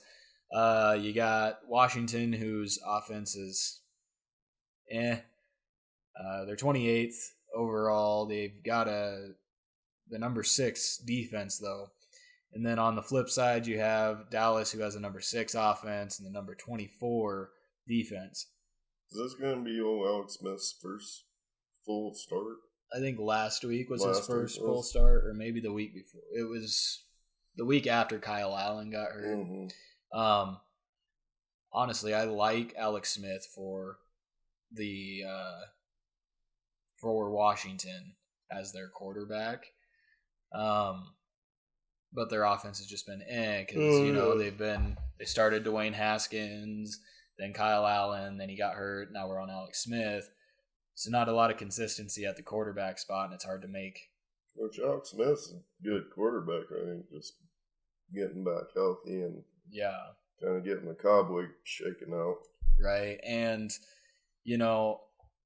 yes, he's a professional, but you got to think in the back of his head, there's always that thought of, shit, I don't want to get hit. Yep. I don't want to go through all the shit I already went through. It's hard. I think that's probably in the back of his mind sometimes when he's making decisions, but I think he's a great quarterback. He has one of the better weapons in Terry McLaurin. And, he's got J.D. McKissick and Antonio Gibson, 2 real good running backs.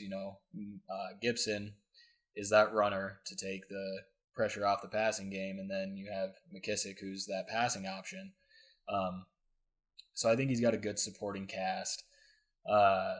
For the Cowboys, they've got Andy Dalton, who actually the Cowboys and Andy Dalton played pretty well last week. I think they're primed for a good game against Washington this week. And like you said, it's Thanksgiving. They always turn on a different switch on Thanksgiving. I talked about Zeke Elliott earlier. I don't think he's a play this week. Washington's 18th against the run. But earlier, I think they're aren't they like 8th against pass too, or something high against pass? Washington. Yeah, they're the number 1 defense against pass. Yep. And from what we saw last week with Dallas, Andy Dalton getting it going.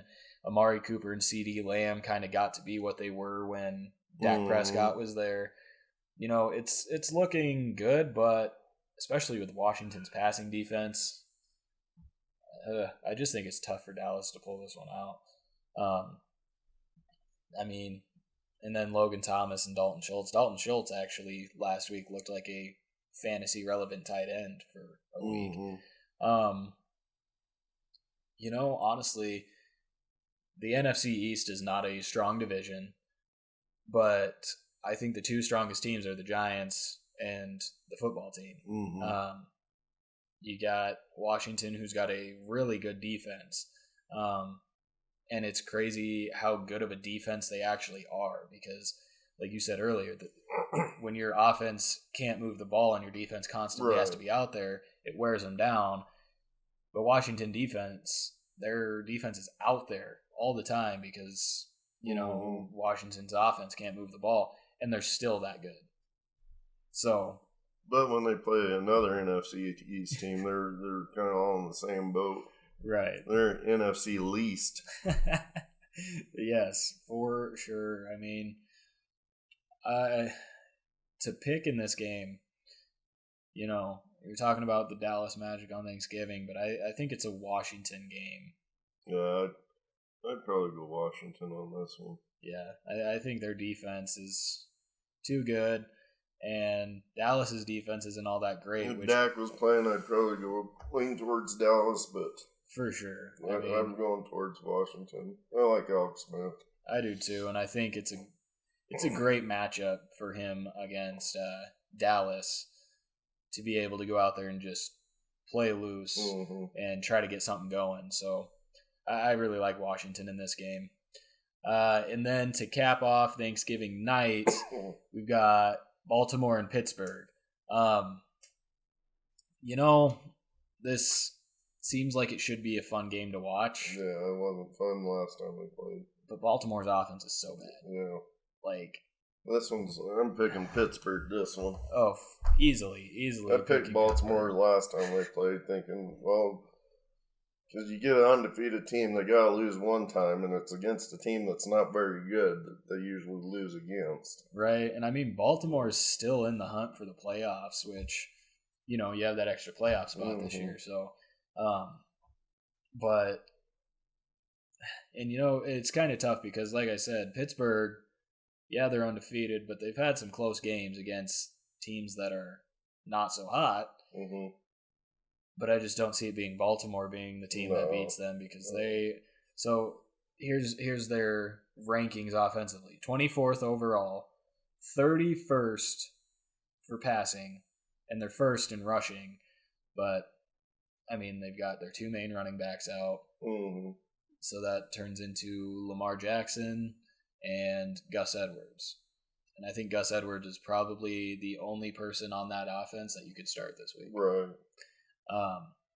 And then, on the contrary, looking at Pittsburgh's defense, they're number 4 overall, 3rd against the pass, 7th against the rush.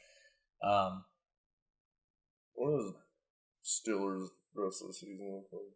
Steelers' rest of the season? I mean, it's not anything that's, scary to think. Let's see. We got Pittsburgh rest of season is Baltimore this week, Washington the week after, Buffalo, Cincinnati, Indianapolis, and Cleveland. Well, Cincinnati will be the one to knock them off with the backup quarterback. Well, and two, I mean, if they win this week, that puts them 12-0. They're not going to miss the playoffs. What week do you think they start setting starters? If they haven't lost, I don't know. I think they try to keep their starters in and go for an undefeated season. Yeah. I don't know. That's kind of a hard one. That's a double-edged sword there. You don't want to get your players hurt, but then, everybody in the locker room is going to say, hey, we got something that no one's ever done here before. But their coach is Mike Tomlin. And Mike Tomlin is a smart guy. Smart. And I think he would much rather win a Super Bowl than the idea of an undefeated season. I think if they win this week and they win next week, I think they'll set for the next 3 weeks. Yeah. That's kind of what I'm thinking. I don't know. Because there's always that bird in his mind, too. Yeah. The smart play would be to do that. That would be, but again, if you were a player, what would you want to do? Yeah. I mean, you obviously always think you're invincible and, And then a coach could be like, well, this hasn't been done. New England came close at one time, but they did. I mean, the only thing you had was the Dolphins back in Shula's day, but that was still, it was a shorter season. And I tell you what, Dallas almost knocked them off, didn't they? The Steelers? Yeah. That was a very close game with a fourth quarterback. So I mean, and that's what I'm saying. It's the teams that you don't think's going to beat them that ends up making the game out of it. Right. But I don't think Baltimore has what it takes to. Not at all. I mean, they don't have anything offensively that I'm like, okay, this guy could beat them. Like, they just don't have I think Baltimore's offense kind of got exposed a little bit after last year, and having a whole offseason to kind of prepare for them. And so if we were talking about going into next season and you're drafting quarterbacks and you've got, your top 5, in my opinion, would be you got Mahomes, Russell Wilson, Kyler Murray. I would put Justin Herbert up in that top 5. And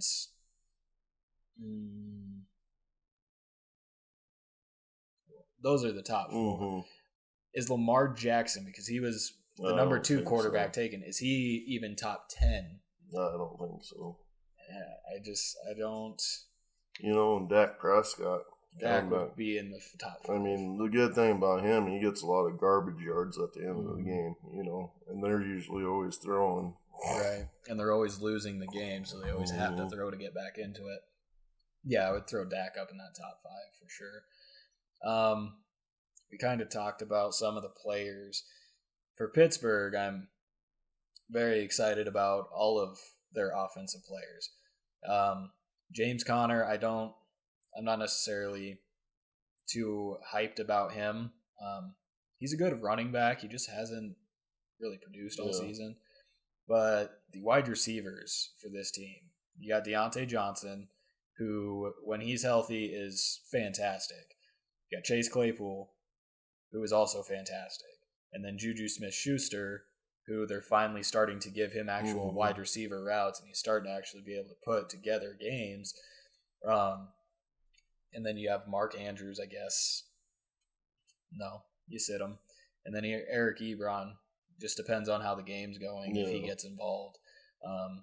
If Pittsburgh's having to throw more, then I think Eric Ebron gets in there a little bit and makes some sort of points for a tight end. But other than that, Pittsburgh's done a lot better job of balancing their offense this year. It's not all on Ben, or it's not all on this. I mean, I think that's where a lot of their success is coming from this year, is better balance on their offense. Right. And, I mean, like I said, with James Conner not producing, I mean, he's still consistent as an NFL running back.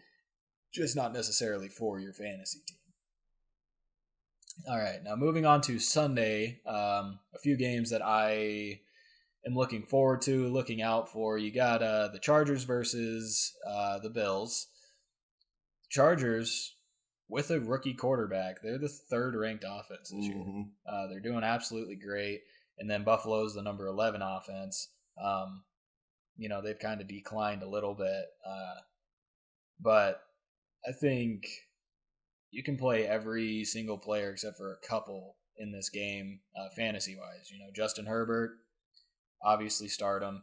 Josh Allen, you have to start him. I mean, he's got a chance at 50 points anytime he touches the field.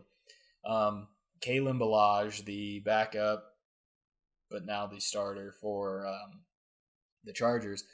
And it was really funny with him because he was on their practice squad. They brought him up for that one game. He played really well. They put him back on the practice squad. Well, then Justin Jackson got hurt, so they're like, okay, brought him back up from the practice squad. Well, now they can't put him back on the practice squad. They had to give him a contract this last time, and he is now their starter. The only question with him is if Austin Eckler plays this week. Yeah. I honestly don't think Eckler's going to play this week. I think they'll hold him out one more week at least. But if Austin Eckler does not play, Kalen Ballage, he got 15 points last week. He's a solid start. And Buffalo's only 28th against the run, so it's a good matchup for him. Devin Singletary or Zach Moss, would you play either one of those guys if you had to? I'd play Singletary maybe. Man. It's just so hard with their running backs. Yeah. I would play Moss over Singletary. In my opinion, I just think Moss gets more of the value touches. Yeah. And Singletary just gets more of the touches. You know what I mean? Yeah. I mean, unless I'm in an absolute pinch and don't have anybody else, I'm not playing either one. But I think Zach Moss would be the play over Devin Singletary. Even if, Devin Singletary is going to be the starter. But then you got Keenan Allen and Mike Williams for the Chargers. I think you could plug them both in. Mike Williams, I think, maybe only a flex, depending on what other options you have. Then Stephon Diggs, Cole Beasley, and John Brown. Stephon Diggs is obviously fantasy relevant. Mm-hmm. Do you think Cole Beasley is a player that you could put in this week? Roy, he's going to piss me off the last few weeks. You have him on your team. Yeah, I played him. Well, I just got him like 5 weeks ago. And the first couple I played him, only got like single-digit points. And then I set him down, and then he gets doubled it, like 20 points. Right. So, he's a hard one to say each week. Right, and it's not necessarily a... if you're in a pinch, yeah, definitely put him in. That's what I kind of was in a pinch. Right. With buys and stuff like that. But I don't know. I think if you got starters over him, it's kind of hard not to put them in instead of Beasley. Yeah, I think Beasley at most is a flex, and especially with the Chargers being top 15 for defense against the pass. Stephon Diggs is obviously going to get his.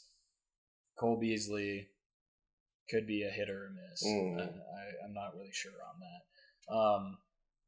Then you have Hunter Henry. You definitely got to throw him in just because, one, the tight end situation's awful. Two, he's a target that Herbert throws to, and he almost had 2 touchdowns last week. So Hunter Henry for sure, and then you have Devin Knox for the Bills. He's listed as their starter. They kind of just throw whatever tight end in at whatever point. So you're not going to start any Buffalo tight end, but I think for the most part you can start a lot of these people. It just depends on where you're going to start them. Like a Zach Moss, Devin Singletary, Mike Williams, Cole Beasley. I think the only place you could put them is your flex spot. But the rest are definite starters. I think they play very well this week. The Chargers or the Bills in this one? The Bills. I'm thinking I'm going Chargers. Their offense is better, and Buffalo's defense is not great. And, I'm obviously really high on Justin Herbert. He is my quarterback in both leagues. Right. So I'm just real high on him, and I think... Bills just have a way of slowing other teams down, I think, even though their numbers don't show it. And then, of course, you got to go with Josh Allen, the Wyoming boy. Yeah. I stuck with him for most of the year. So, and this is going back to you have to make some trades. Like Josh Allen was really good, then really bad, and then just up and down. One thing I didn't like from him was the last week I had him, he had a receiving touchdown, which is cool. But why are we getting our quarterback involved in gadget plays now? Yeah. I don't like. They used to do that with John Elway a lot. They'd pitch it to the running back, and John Elway'd run down the field and they'd catch it. It's just kind of like a flea flicker type of play. One of those type of plays that you don't see very often. But right, I think it's going to be a really good game because Buffalo always stays in it no matter what, and so do the Chargers, honestly. So again, like I said, I think it's going to be a shootout, and I think it's going to be a fun game to watch. But yeah, I think I'm going to take the Chargers on that one.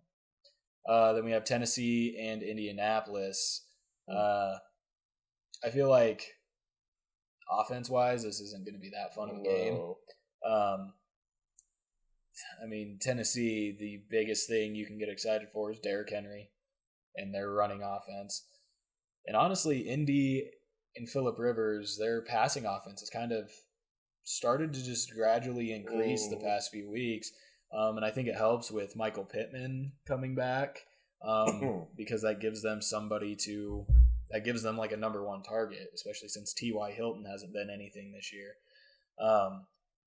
The running back situation, though, for the Colts, that's not very good at all.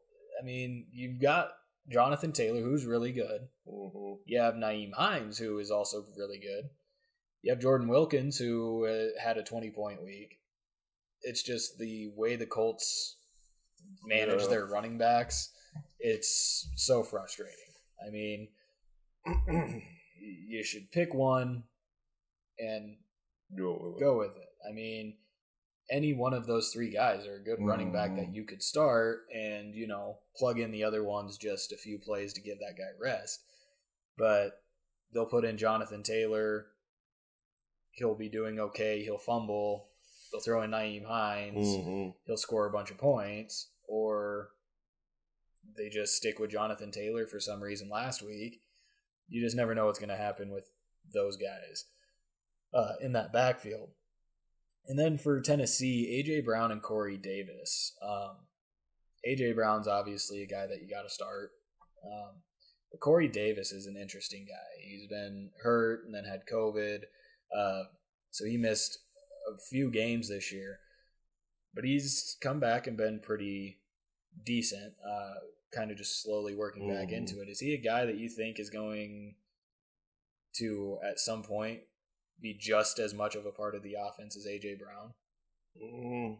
I don't know. A.J. Brown's kind of got the name. Yeah. So, I mean, I like Corey Davis. He's on my bench in our league of record, and he's been on my bench for like 3 weeks, and I haven't played him. It's just kind of hard with that offense because you just never know what you're going to get. And most Rivers, of the time, he kind of gets careless with that ball. Right. I mean, yeah. So it's kind of hard. This week, I don't see a whole lot of, I think the only viable person you could start is Derrick Henry and maybe Phillip Rivers if. Yeah, I won't even start Phillip Rivers. Yeah. I don't know. I like the way that he's played the past couple of weeks. I think he's on an increase. His interception ratio hasn't been very good. Yeah. And the guy throws the ball so funny. No, it looks like he's throwing a shot put every time he throws the ball, and then he screams and cries like a baby. I mean, I don't like Phillip Rivers just for the fact that he's was a Chargers, but moving on to Carolina and Minnesota. I think this is an interesting game, regardless of who plays and regardless of what is going on. Both teams are really competitive, and this is a hard game for me to pick. Yeah, it is a hard game. When I was going through our pick'ems, this is one that I had to skip and come back to and look at and pick somebody and then change my mind and pick somebody else. I think I ended up settling on Minnesota just because their offense, I mean, they're going to go out there and play hard, and Minnesota just stays in it most of the time. So, Dalvin Cook, he'll wear defense on him. Yeah, he will. And I mean, Carolina, if you look at it, their offense just, you never know what you're going to get. And honestly, P.J. Walker played really well last week. Yeah. So if Teddy Bridgewater doesn't play, I think that could even make Carolina more competitive, just the way they played last week. And receiver-wise for Carolina, if it's P.J. Walker, I have their receivers ranked DJ Moore, Robbie Anderson, Curtis Samuel. I could even put Curtis Samuel over Robbie Anderson if P.J. Walker plays. Just from the way that last week played out. Right. I mean, Anderson still had 7 catches, however many yards, but you had Curtis Samuel and DJ Moore scoring touchdowns. And that's where they get their points. Samuel seems like they get him a touchdown every week. Well, and he's a very good gadget player because they'll run like jet sweeps and stuff Yeah. with him too. So, yeah, I mean, the most viable play, I think, even though I hate to say it, is DJ Moore for those wide receivers. He's a big play guy, and he's been a boom or bust this year, but he's starting to just consistently become a boom because he gets open down the field. Well, you talked about Adam Thielen and Justin Jefferson enough. The tight ends really aren't anything I would care to talk about. So Carolina or Minnesota, you think on that? That's a tough one too. It is. I might have to go Minnesota on that one. That's what I'm going. I don't know. I just feel like they're more competitive, and they're playing for something. If Christian McCaffrey is playing it, oh yeah, might have to go different. But if it was a completely healthy Carolina team, I would definitely be with Carolina on that one. Then you got Sunday afternoon. The main game there is San Francisco against Los Angeles, the Rams. And, if you look at it, you're like, the Rams have that game easy, But it's a division game. And the last time the Rams and San Francisco played, the Rams offense didn't play all that great. And for San Francisco, you're getting players back like Raheem Mostert, Deebo Samuel. So that makes your offense more competitive. Even though it is against a Rams defense that's absolutely stout, I think this is going to be a really good game. I think so too. I mean, like I said last time, it was close. I'll still lean towards Rams on this game, though. For sure. Just because the Rams are healthy. They've got everybody. And with San Francisco, I mean, you have Nick Mullins in there, who honestly isn't that bad of a quarterback. And I also forgot, they're getting Tevin Coleman back this week, too. Oh. So, I mean, the San Francisco offense is starting to become more full-powered. Yeah. And I think especially with Raheem Mostert, the guy can touch the ball and turn it into 80 yards. Picking the game, though, is kind of tough. I'm still staying with the Rams. San Francisco, I think I might. It's another one that's on condition. If Raheem Mostert and Deebo Samuel play, I'm picking San Francisco. If not, I'm picking the Rams. I mean, just the way that these two teams play each other. Yeah. I think San Francisco has a better chance than the Rams if that offense is full strength. Then you have Tampa Bay and Kansas City. Well, that's a no-brainer. Kansas City, obviously, I think is going to win. Yeah. Tampa Bay is just – it's so frustrating if you have any of their players because they will have an absolutely garbage week, look terrible. So then you'll bench all their players because you're like, oh, this team sucks, and then they'll go off and have a great game. But against Kansas City is just a very well-rounded team, I think. I mean, they're the number 2 offense. They're in that top half of defenses. They're just a very complete team, I think. And Tampa Bay is just really inconsistent. I'm hoping it'll be a good game. Yeah. I mean, it might be a good game through the first half, but the second half's going to be a blow. I think Patrick Mahomes, Clyde Edwards-Helaire, I think you could even start Le'Veon Bell in this game. He scored a touchdown last week even. He's starting to get more involved. Tyreek Hill, McCole Hardman. I think you could flex McCole Hardman this week.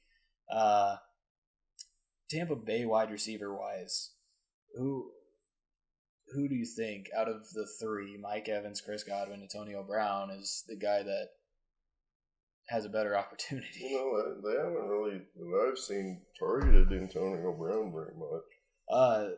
He's got 5 to 7, I think, the past few games, which, I mean, it's not a lot, but it's a decent amount. But I think I'd still have to go with Mike Evans as that top guy just because when it's anything to the end zone, it's Mike Evans. It just depends if he targets him or not. Yeah. Like you say, he'll get hot on one receiver. If he catches the ball or not, that's all he throws to that game. Right. Yeah, which is something that's not a thing you've seen from Tom Brady. I mean, the other night, can't remember who they were playing, but Evans was wide open numerous times, but he kept trying to force the ball to Godwin. And didn't work out for him. Right. And that's okay. So my thoughts here, because Tom Brady, in the games that they have played really well, he spread the ball out. In the games they played bad, he throws it to one guy and one guy only. And they've had just as many games on either side of that coin. So honestly, you just got to wonder what Tom Brady's going to come to the field, whether or not he's going to spread the ball out or if he's going to. And they don't run the ball. No. Which is ridiculous. You have Ronald Jones, who I think is a stud. Leonard Fournette, who is a good complementary running back. And what was it, a couple weeks ago? They ran the ball 3 times the entire game. I mean, 3 times. You can't expect the defense to not just sit back in zone if all you're doing is passing. So I think it's pretty easy. Kansas City's going to win that game. You're going Kansas City as well? Yeah. Moving on to Sunday night, you got Chicago and Green Bay. Another one that pretty easy. I mean, Green Bay is obviously a much better team. Chicago, you don't know what quarterback you're going to get. I think if I've been an advocate of Mitchell Trubisky, just the fact that he gives the Bears a chance to win. Nick Foles doesn't really give them a chance to win. I think it'll be a more interesting game to watch if it's Mitchell Trubisky who starts. Either way, I think the Packers win. Fantasy-wise, I don't see... Interesting. Fantasy-wise, I don't see you being able to start really anybody for the Bears offense. Start everybody for Packers offense. Right. Aaron Rodgers for sure.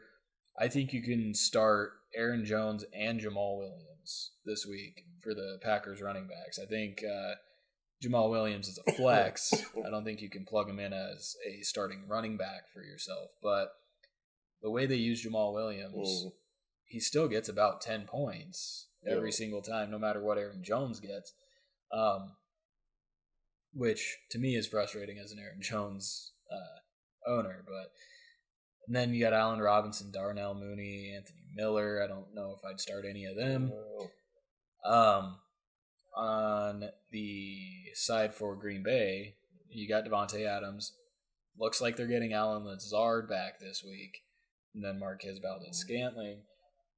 Do you think Adams gets the same amount of targets now that Allen Lazard is back as a viable second option? I think so. I think it cuts into Adams a little bit. I mean, few, but not.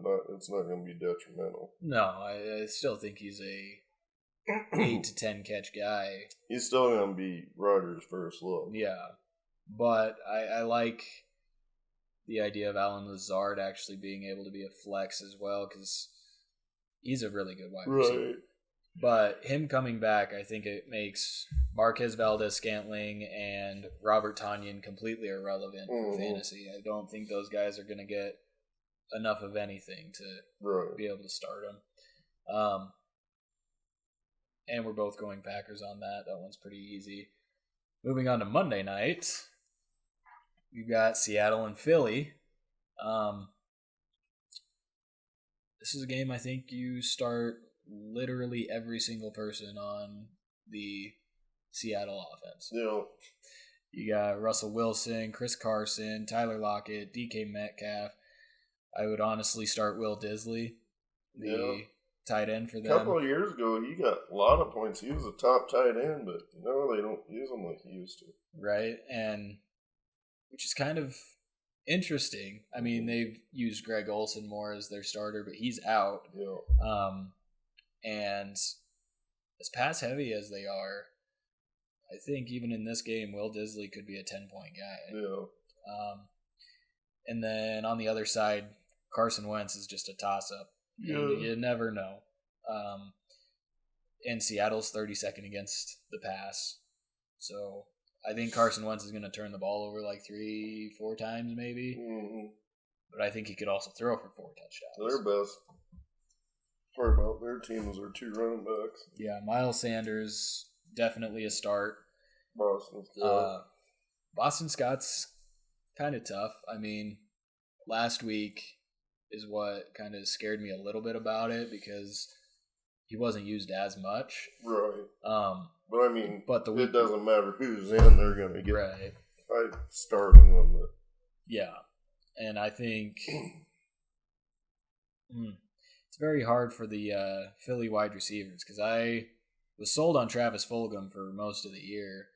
And he's put back-to-back weeks of 1 catch on the board. Some of that has to do with Jalen Reagor and Alshon Jeffrey both coming back and taking targets there. And then Dallas Goedert also taking targets. I'm obvious. Myself, and I is starting Dallas Goedert in my secondary league. I think he's one you can start. Receiver-wise, though, I think it's just a toss-up between those 3.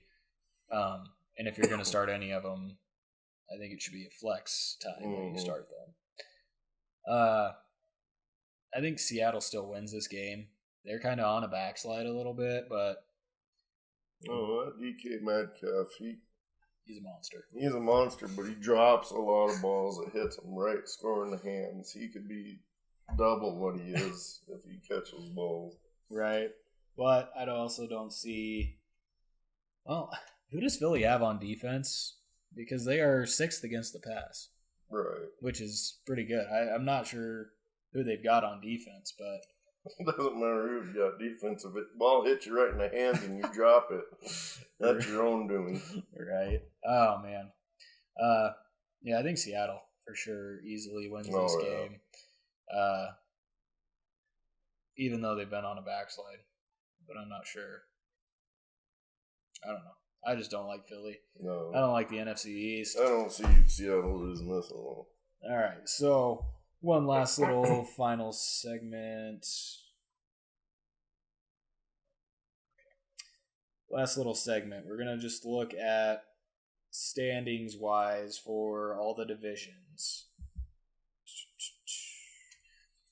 So in the AFC East, you've got Buffalo, Miami, New England, and the Jets. Do you think Buffalo or Miami comes out the winner of that division? Well, it depends on what Miami does with their quarterbacks. They keep flip-flopping. They're going to lose their confidence and stuff like that. I think if they toss in Ryan Fitzpatrick, they'll make the playoffs. I think if they either just keep Tua or keep flip-flopping, they're going to even miss out on a wild card spot. Right.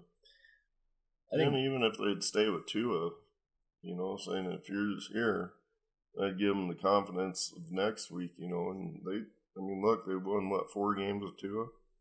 Yeah. I think Buffalo wins that division. Yeah. Do we think the Jets get a win out of that? It's pretty hard not to win a game, but I don't know. I just haven't seen anything from them. So Pittsburgh obviously going to win the AFC North. Yeah. Do you see Cleveland or Baltimore possibly taking a wild card spot? I don't think Baltimore. I think Baltimore's fallen out. Yeah. Cleveland could possibly, but Cleveland is interesting. I mean, it's 2020 when the Cleveland Browns are in the conversation for making the playoffs. They've played pretty well, but it's all run offense there. Then you look at the AFC South. You got Indianapolis and Tennessee. So this week is going to be for the division lead. Do you think both teams make the playoffs regardless? Well, I don't know. Yeah, I could see them both being in there. I think the division winner is the Colts. I think.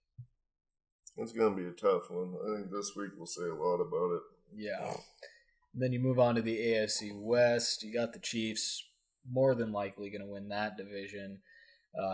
So if we're kind of looking at it, you got wild card spots would be, you have Vegas is in the hunt, either Indy or Tennessee and Cleveland, and then possibly Miami in that hunt as well.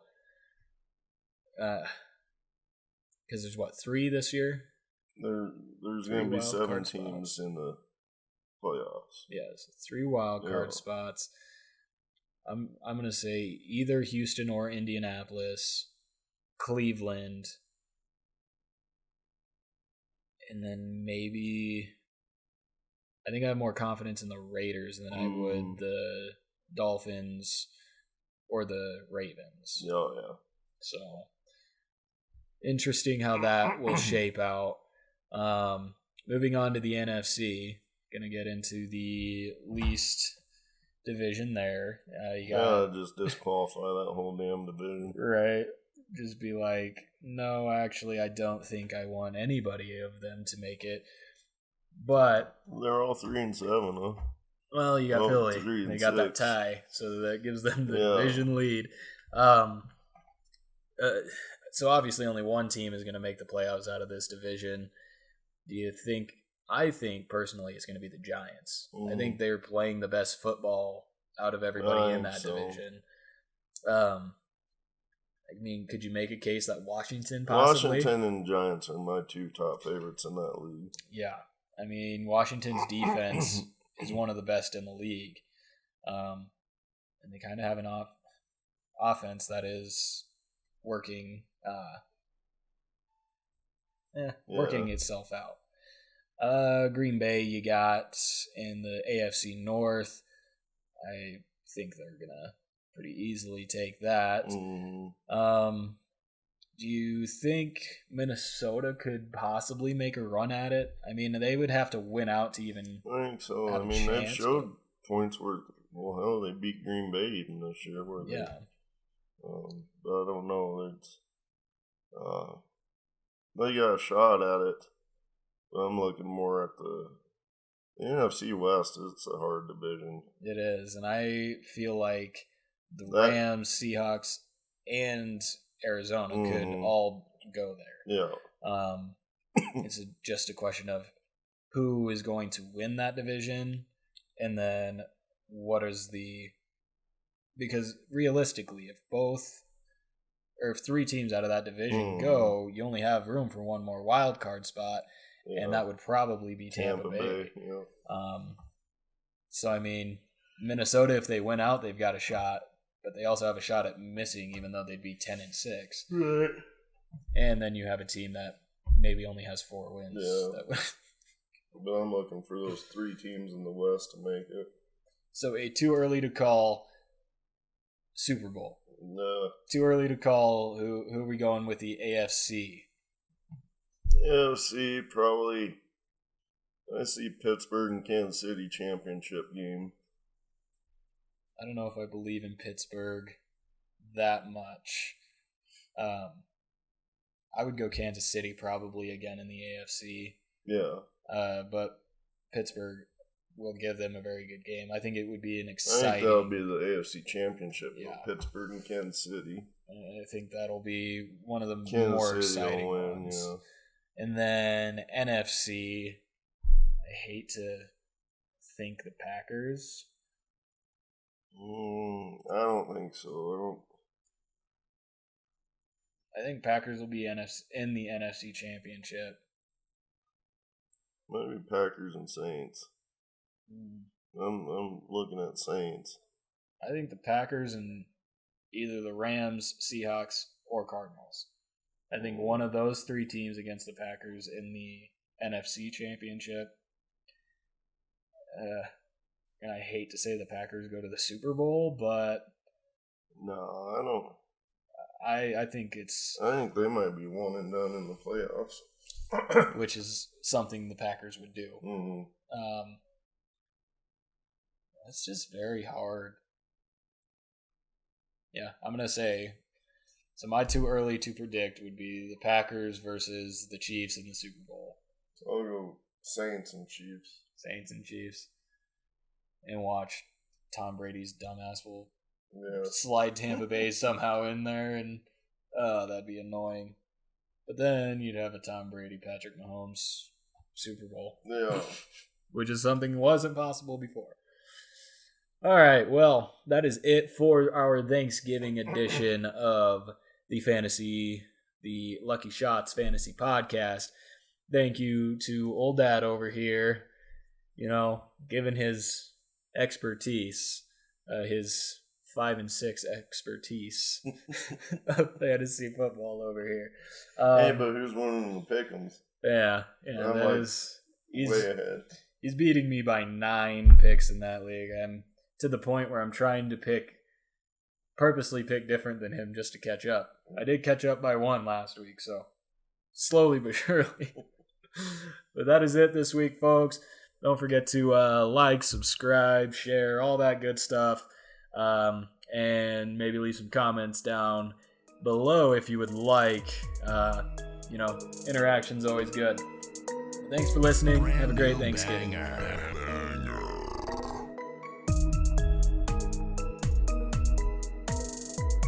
Thank you for listening to the Lucky Shots podcast.